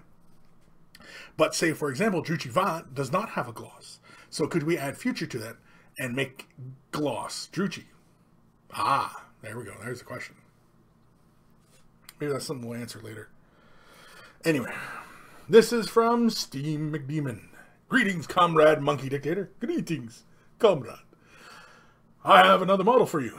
This time it is the KV-2. Originally a Russian heavy tank, but this specific model was supposed to be the KV-2 captured and modified by the Germans. Hence the jerry cans on the back. I believe historically the Russians used vodka models, but as I'm sure it's clear by now, I'm not really one for historical accuracy, so I kind of made it between German and Russian. There is a story about a lone KV-2 holding off an entire German 6th Tank Division anti-tank battalion for 24 hours at the Battle of Resenai in Lithuania. I don't know. Resenai? Anyway, in 1941, when the Germans first attacked the Soviet Union. I hope you enjoy the pictures. And so let's have a look at his KV-2. Holy oh moly. Look at this thing. Now, is that snow, or is that just weathering? Like, or is it like it was white and then it's green, or is it green and it's becoming white? I can't tell. Either way, it has a really nice effect to it. I assume it's a white, right? Is that what it is? Steam? Steam's not answering yet. But either way, love the tracks. Look at the dirt in the tracks and everything. Really, really fun. Really cool.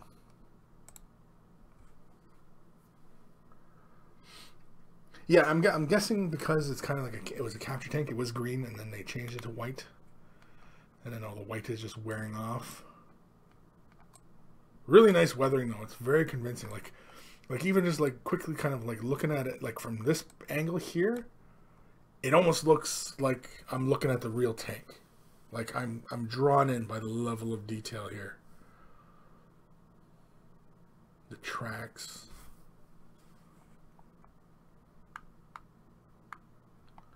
Very, very nice.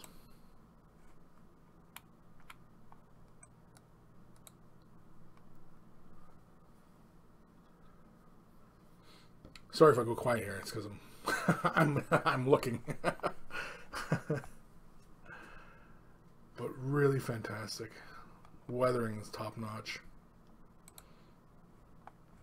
Love the tracks, man.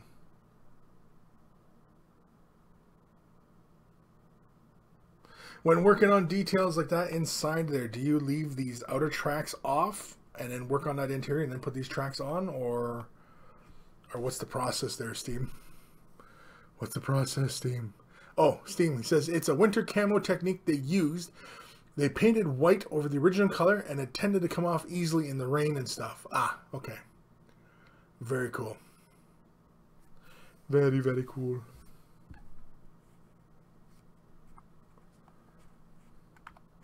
Me lucky. Yeah, that looks cool. Now, when you're doing this kind of weathering, are you working from a lot of reference photos, or are you just kind of winging it? Like, you know, are you like, yeah, Steam. Oh, he says he weathers the tracks separately. Okay, cool. Good to know. And the next part is your reference material. Are you just working from like an image that you saw, or is it like, you know, a collection of images, or, you know, what is the process? What is the process for getting to that kind of stage where you're picking and choosing, you know, where weathering is occurring and such? Like, is it a lot of reference material, or is it, you know, just kind of making it up as you go kind of thing? Either way, it looks fantastic. I'm just kind of curious myself. I'm gonna wait for Steam's answer here. Big friendly wargamer at Steve McDemon. Looks very cool. Not historical gaming myself, but it looks almost like a picture of a real tank. Yeah, the weathering on it was very, very tight, and it flowed very realistically to how, you know, you see it. Because I mean, when you're looking close in, it almost looks, you know, like you're looking at like the real weathered surface, right? Steve McDemon, he says he uses a lot of reference and a book by Vallejo, airbrushing and weathering techniques. Ah, okay. So the book, you have a big book that helps you with particular techniques, and then the references is like you look at a picture of some of the old KV2s and how they're weathered, and so you figure out how. I get you. I get you. Alrighty. Let's do another email because we can, and because we got to catch up on these things.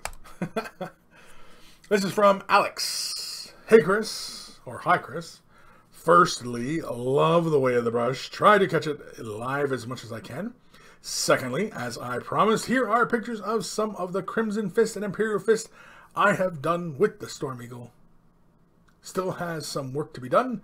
Any feedback would be welcomed. Many thanks, Alex, White Wolf 14. And so, here is the Storm Eagle. Look at this thing. Behold! Imperial Fists. Challenging to paint something so big, so bright yellow. And it looks good. It looks like you were applying the yellow on top of the black, which is kind of dangerous because, yeah, you end up kind of having to lay the paint on heavily. And I definitely would not recommend that in the future. I definitely would recommend you work from a light gray or white, lay the yellow down first, and then come in and pick out the yellow. Unless, of course, that's what you did, but I don't know, some of the areas it just looks like a little discolored.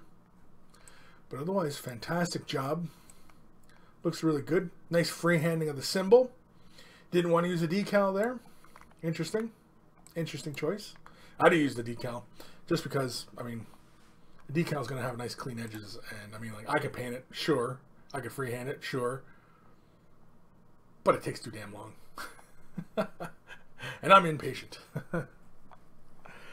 Very nice. Did the guy in the cockpit. Very cool. A lot of people just, you know, paint over the glass. I'm glad to see you painted the dude inside. Awesome. Ooh, look at this guy. Very nice.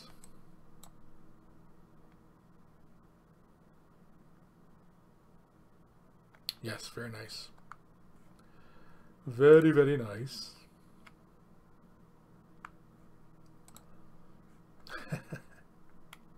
I like these guys. They'll poke their little gun through their little gun port there. That's cool. Again, it looks like you're building your yellow on top of black. Kind of dangerous. I mean, unless, of course, you're going with Avalanche Sunset first. But I don't know if you are. Hard to say. Because see, the problem that you run into when you're laying your yellow on top of black is you got to build up so many layers to get that nice vibrant yellow again. When you could save yourself a lot of that trouble by just priming the model a light gray or white and just laying your color down on top of that and getting a nice solid yellow color, you know. Fantastic paint. Oh, look at this. Lexus Pollock. Very nice.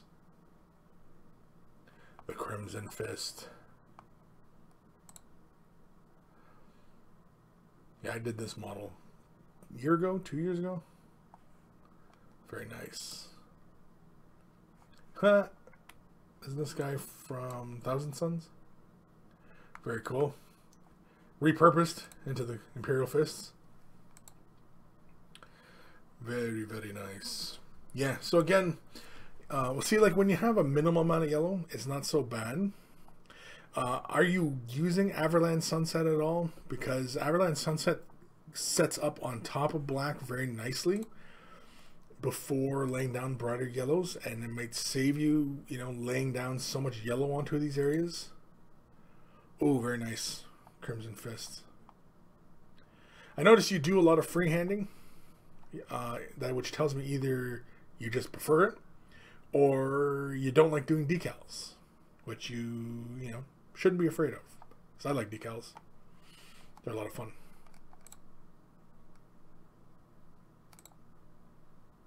But nice freehanding, man. I mean, don't get me wrong. Your freehanding is good. It's really good.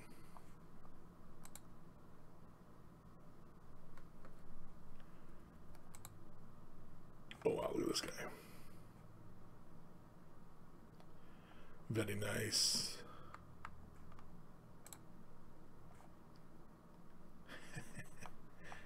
Very nice.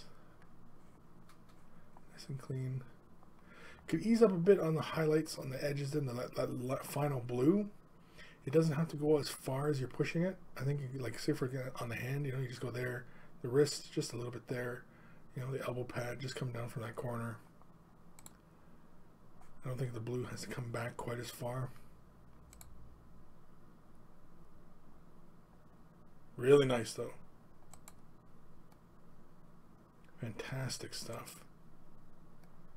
And everybody's free-handed symbols, man. You're crazy. Man, you're crazy. Nice lightning on the power sword.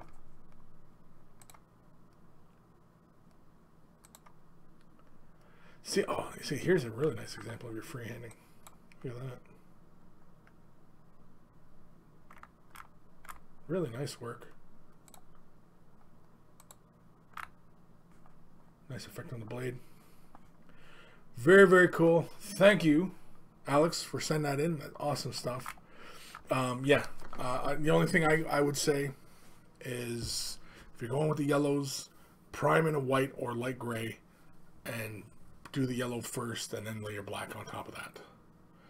Just so you get a nice, smooth, consistent yellow. You're not having to struggle to lay layer upon layer upon layer of yellow on the model. Because that can get really tedious, I'm sure. So, but otherwise, fantastic stuff, man. That looks great. Aaron Seach, Pedro would be pleased. Aaron is a Crimson Fist fan. I'm a Crimson Fist fan. And Aaron's right. Pedro would be pleased. Double part 2. Kris What is your verdict on painting the inside of tanks, rhinos, and the back hatch?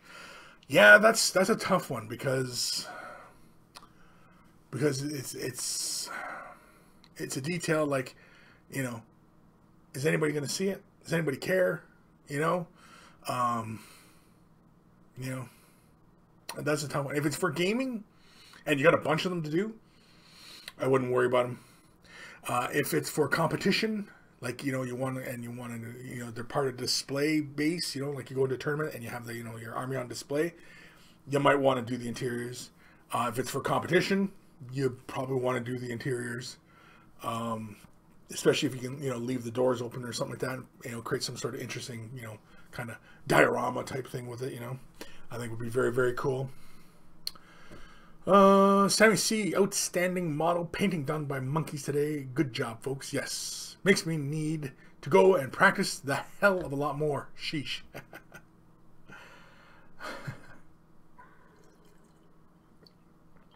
Yeah. Definitely. Should definitely always be practiced. But I think that's why it's fun to get these emails from people in varying stages of their painting, their hobby lifetime, right? To help inspire and encourage each other, to keep pushing and keep working at our painting and getting better and, being more proficient in our usage of color and, things like that. And so I fully encourage anybody and everybody out there to send me pictures of your work. I don't care if you just started this year or yesterday or 10 years ago. And, you know what I mean? Like, send me the pictures, man. I love to see people's work, and, it even inspires me at times too. So, Steve McDeemon, I used to glue all the hatches shut. I had the hatch on my first rhino fall open during a game so many times that I glued it anyway after meticulously painting the inside. Yeah, kind of got annoying, right? Unless of course you magnetize it, but then that's a whole other thing. Enyabu, holy man, there's a name I haven't read in a bit. Enyabu. Anyway, still waiting for supplies, so it might be a while before I have something to show. Okay. Sammy C, how do you get to Carnegie Hall? Practice. Exactly. Practice. And then more practice. Let's do another email. This one's from Ben Ellis. Sorry about the dry brush, but I was in a rush to get one done, hence the chalkiness. And so here is Ben showing off his efforts, and really nice. Love the transitions in the red and the hair, the cloth. Love the blue, the gold. The gold looks good.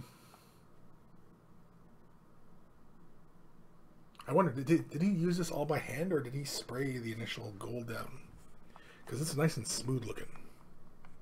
And it looks like he might have sprayed it, but could also done by hand. Ooh, nice transition in the little glass part there. That's nice. Nice gemstones. Nice work. Oh, look at the blade. That looks cool. Got some glowiness in the engine bits. That's really nice transitions in the blade there.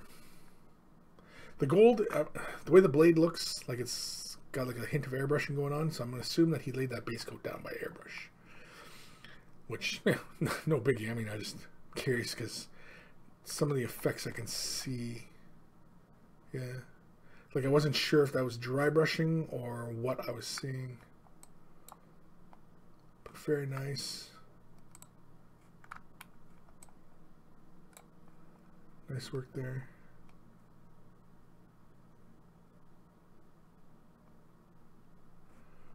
Very, very cool. They're such big models too. Yeah.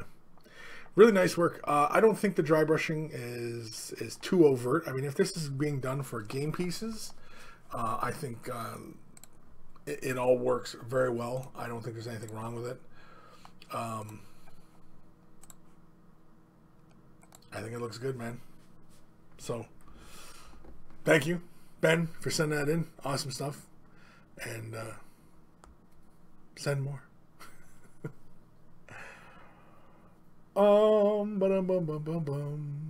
Yeah, Radical, the red to the orange is nice. Yeah, it is. It's really good. White Wolf 14, just joined a little bit late. Yeah, I did mix a black primer and used Army Painter Yellow. The freehand I enjoy doing. Oh, okay. Yeah, cool. White Wolf was the Imperial Fist and Crimson Fist. Steve McDemon, he loves the brassy look of the gold. It gives a uniqueness while still staying true to the custos. Yeah, it stays very warm. Gives you a bit more color depth to it, yeah.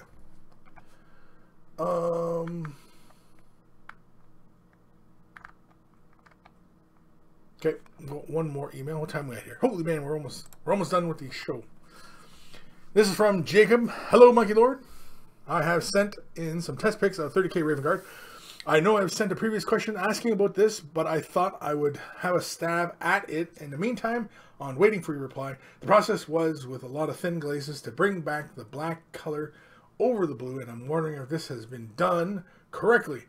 As this is my first attempt at the color scheme, I have sent in some pics of the stages undertaken up to nearly finished model.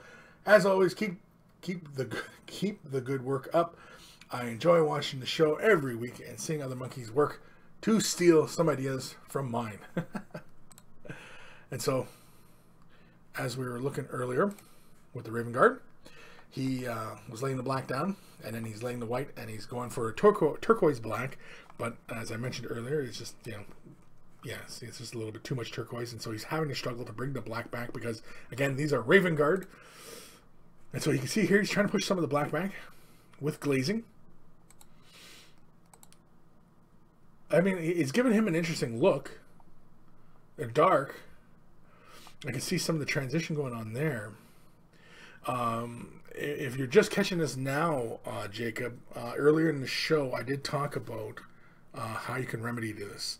Now, the models you've already done, I mean, yeah, glazing probably would be the best way to go. To push that color back. Unless, of course, you wanted to do it a bit of masking off some areas and doing it by airbrush and basically working in an upward angle with the black to push the color backwards again. Another one that I've actually been liking too is black ink. Black artist ink. I use Liquitex black ink and broke it down to a shade wash. And that actually worked really well. I was actually surprised how well that worked. And so that actually might be something you want to look into as well. Just so that you don't get this streakiness, the tide marks and everything. Yeah, that might be something you want to look into. But thank you, Jacob, for sending that in. Again,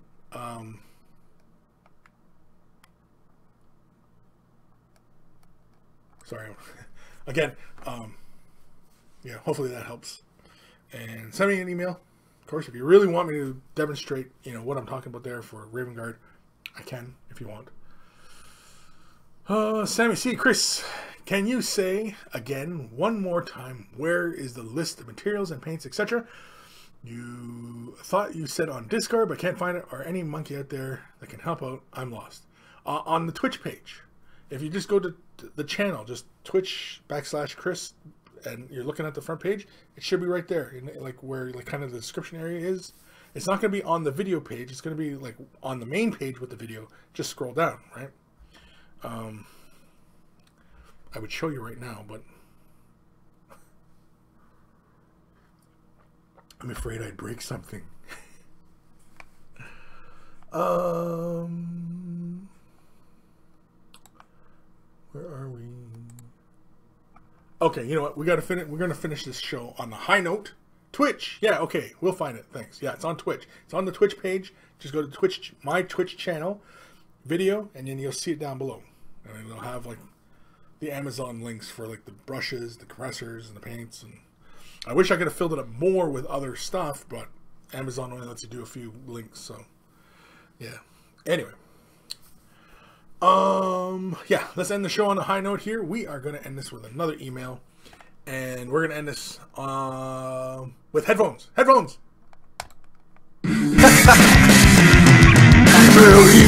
Email time. Email time.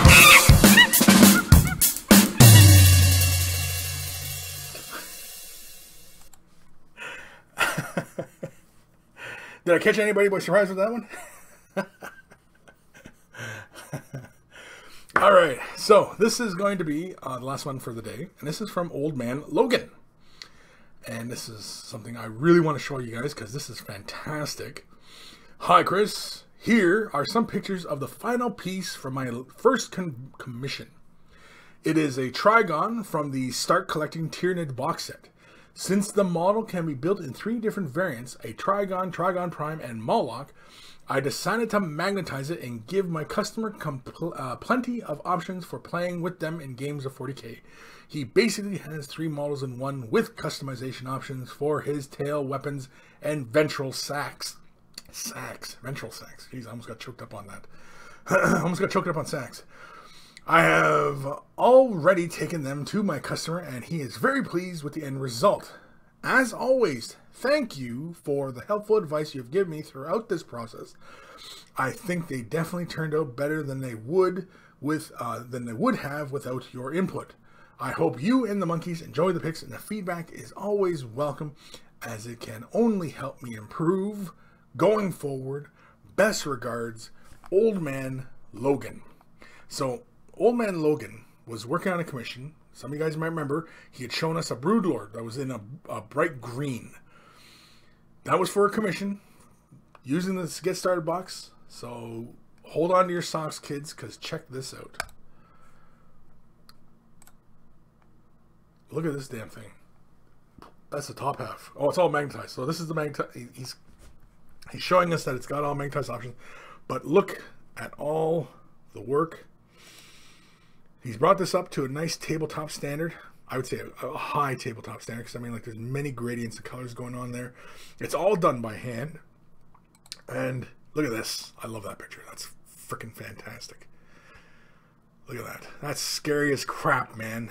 And I love the color scheme. I've said it before. Like, it's almost an exercise in monochromatic, but not, because I mean, obviously the mouth.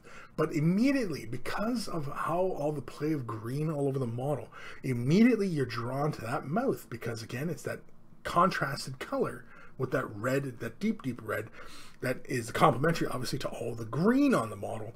And so this is an excellent example of, you know, basically working your way through one color, but then having that one spot color, complementary color on the base or on the model, and you know, it immediately draws the viewer's eye in. And I mean, like, bang, you're immediately drawn into that. Just fantastic. I mean, look at the carapace here. You can see how many layers of color he has going on there. You can just count the layers, and he's done that for every carapace piece. Like, that's crazy. Ooh, big rattlesnake tail. Holy man, look at this. That's fantastic. Look at that. Now, see, the choice of the magenta and purple, you think, okay, well, it looks really great, but why? Why does it really stand out on the model? Why? Because that bright yellow green. The yellow and the magenta are, well, the yellow and purple are complementary alongside the red, which has got, you know, elements of magenta as well. And so again, it is a play within complementary colors, right? And the purple and the bright yellow green play so nicely. That's why lime green and purple work so well together, because they're actually pretty close to being complementary colors, because there's such a heavy usage of yellow in the claws. Look at that. It's just fantastic. Again, just, you know, and it's a really efficient use of the model kit too, right? Doing it up, magnetizing it, and getting all all your money's worth out of the thing anyway, right? Which is very, very cool.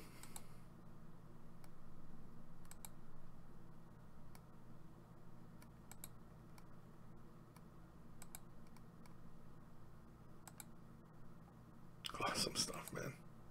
Oh, look at that. I like that angle. That looks cool.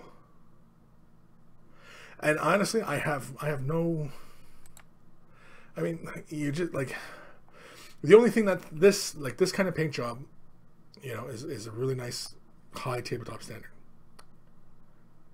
And I say it's high tabletop standard because of how many gradients of color he went through to, you you know, to achieve the blends of color on his carapace, right? See, on the flesh, it doesn't look like a whole lot, but that could be the flash washing that out. But of course, he might not have gone through that much flesh tones. And if he had gone through a bit more flesh tones, then this would really, really bring it into the really high standard of tabletop, getting almost into display. But again, that really wasn't what the commission was about. The commission was about getting this little box set done. And I mean, man, he went above and beyond as far as I'm concerned with this commission. I personally probably would have put maybe a bit more effort into like the claws, maybe not so much the carapace and the flesh. I think for me, the claws would have really been the points that really stand out. I mean, the claws obviously stand out here, but I mean, like for myself, yeah, I wouldn't have put the trouble in to do all those gradients of color into the carapace. And yet he did, and it pays off because it looks fantastic. There's the Brood Lord. Again, with those little spots of color on there, just fantastic. Am I going in circles now? Oh, there we go. Group shot. All the Steelers. Of course, the Steelers. That's the final group shot. So this is the hell's it called? The Getting Started box. Awesome stuff. Thank you, Old Man Logan, for sending that in. Just, if you needed your daily bit of inspiration, this is it. This is it right here. And Old Man Logan, he has, I don't know if Logan's been painting too long, but he had asked me a few questions on, you know, this and that, and I tried to help him out as best I could, and like, he just did all that. And I mean, I'm sure his customer was blown away by this, and if they weren't, they're a moron, because this is above and beyond regular tabletop kind of work. Just because of all the damn gradients of color he's got going on in the carapaces. 2 or 3 colors for a normal tabletop. And he's got more. I can see them. I can see all the color gradients going on there. So, awesome work, Old Man Logan. Thank you for sending that in. That's just blowing my mind. Awesome work. Thank you. Any comments? I'm reading through them real quick. I don't see anything here. What time are we at here? Holy man, it's 10 after 5. We are well past the due date? No, time of row. Getting tired. I didn't even finish my coffee yet. So, if you're brand new to the hobby and you're looking for some help, you have some painting questions, of course, you always feel free to ask your questions here, either in the chat or by sending an email, Kris@miniwargaming.com. You could be a commission painting service, you want general extra exposure, or you're just somebody who wants some help with a color scheme or some sort of technique is troubling you. Whatever it is, send your questions to Kris@miniwargaming. If you've got pictures in the email, send them as attachments in the email. Don't send it as links to, you know, PhotoBucket or Flickr or whatever, because that's a pain in the ass. I like to have the attachments right there, bang, right in the email. And so, boom, done. And, you know, yeah. So, of course, join us on waythebrush.com. It is the central hub of everything now. We have Discord, we have Twitter, we have the Instagram, we have Spotify, things, t-shirts, Monkey Shrine. Oh, the Monkey Shrine, please. Everybody who's bought a shirt, Way the Brush shirt. Oh, right, that's what I was gonna post Buddy's picture. That's right. I forgot all about it. That's right.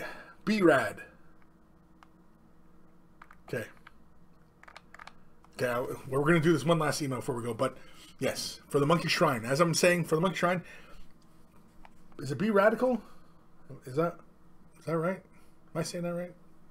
Anyway, Be Radical. Hey Kris, hope this makes it your way. Couldn't remember the email off the top of my head, but took a shot. Haha.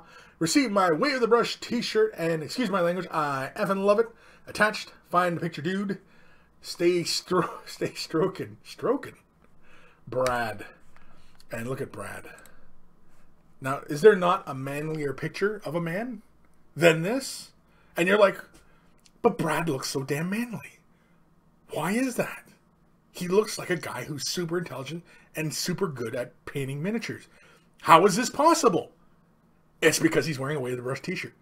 That's why. That's immediate. Subconsciously, you're like, holy shit. He's wearing a Way the Brush t-shirt. That's why he looks so damn experienced and knowledgeable and ready to go. This looks like a guy who can get things done. And that's it. Look at that face. That's Brad. Way the Brush. He got the new monkey shirt, which is fantastic. And yeah, I mean, he looks like a guy who can get it done. So anybody else who wants to stare into Brad's eyes, I wish the picture was a little bit clearer, Brad, but that's okay. Because I mean, you know, it's kind of dreamy. And anybody who else wants to stare into Brad's dreamy eyes, I'm going to be putting that up on the Monkey Shrine soon enough. So, of course, with everybody else as well. And also the other addition was Grim. I added Grim to the Monkey Shrine. If you guys can spot Grim, well, some good eyes on you. So, yeah, of course, you know. So, Brad, thank you for supporting Way the Brush, buying the t-shirts. And, yeah, you look like your IQ could be 62, but now it looks like 162. So, you know, just because of the shirt, right? I mean, Steve McDevitt, instant check magnet. It is. It's an instant check magnet. It, you know, for the men, chick magnet. For the girls, dude magnet. You know, and for everybody in between, you know, you look like a connoisseur of everything that's smart and intelligible and good in this universe. I might be overselling it just a little bit, right?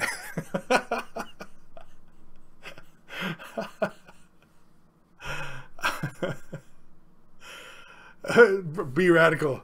I can send you a clearer one, no prob. Ha ha ha. That was a fast iPhone shot. You're welcome, dude. Yeah, so thank you. Yeah, if you want to send me another one, just like, you know, because I mean, like, don't get me wrong, it's a great shot. Love it. I'm glad you took the time to do it. But yeah, I kind of wish your eyes were just a little bit clearer. Immediately, it's, you know, a picture of a person, you know, it's the eyes, and they gotta, you know. And I'm sure everybody wants to stare into Brad's dreamy eyes, and, you know,